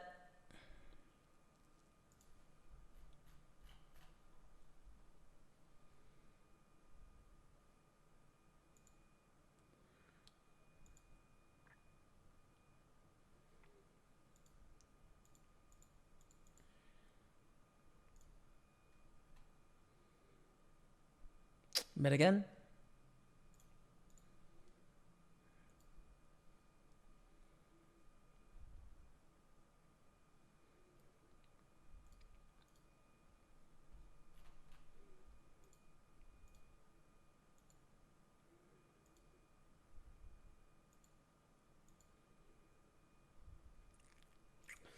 Value bet river. Good luck.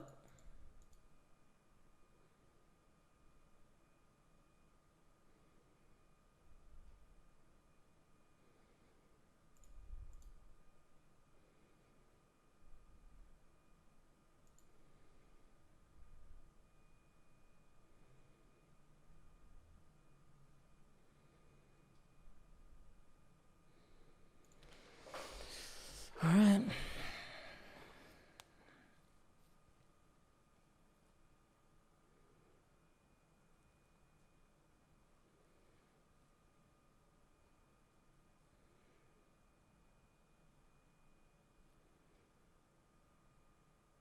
Let's go. Let's go, chat. Let's go. 31,000, baby. Come on, chat. Let's go.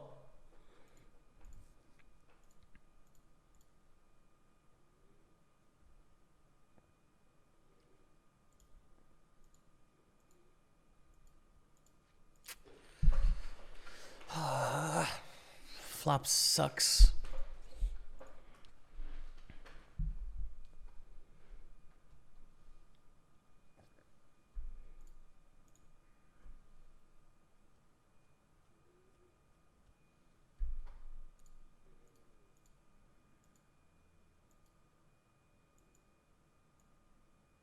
I think raise call heads up here.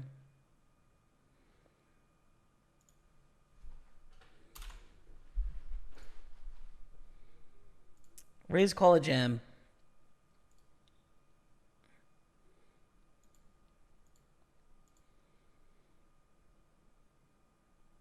Good luck.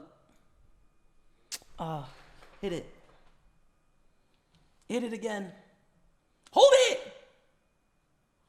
Oh, let's go! Let's go! Holy smokes, that's a big hand, dude. That's a big hand.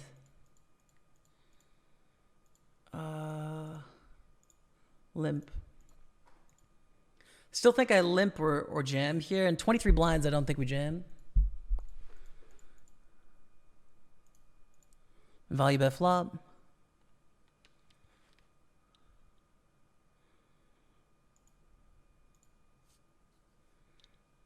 Check, check.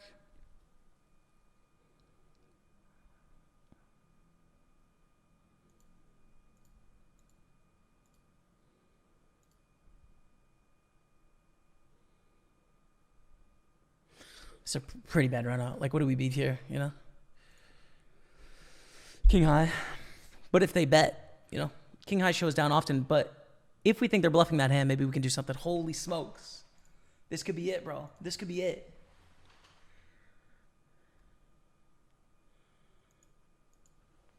$4.6.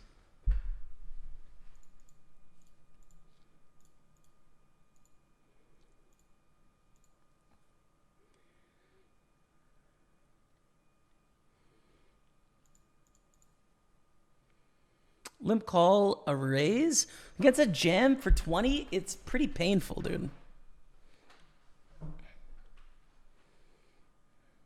Check, check.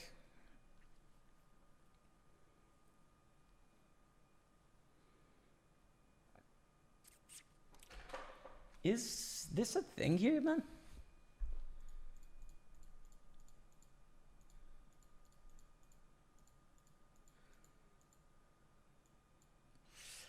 I don't know. Like, the thing is we're heads up, so, like, I don't know if leading's a thing there. I mean, they're great at poker, so who am I to say?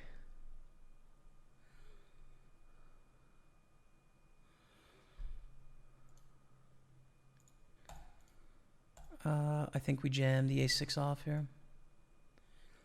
Ace-X, not very playable. They go for a min-raise instead of a limp. Oh, for the title! Hold it!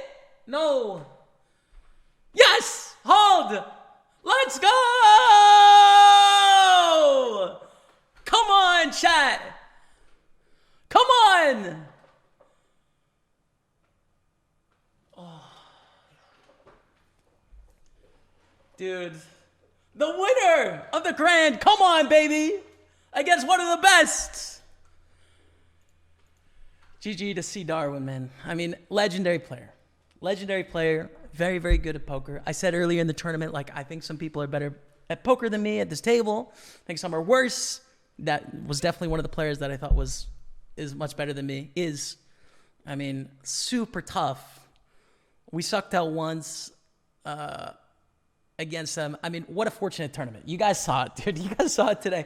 We definitely sucked out a few times, but hell yeah, dude. To come back from 8 of 8 to ship the thing. Come on, man. And what a record. I just have to say, dude, what a record. 5 weeks. I have a second and a first. Come on. Dude, let's go next Sunday. Let's go next Sunday. Come on. Let's run it again. The tournament's gone. That was crazy, chat. That was crazy, man. Come on. Are we doing it? We're doing something out here, dude. Wow.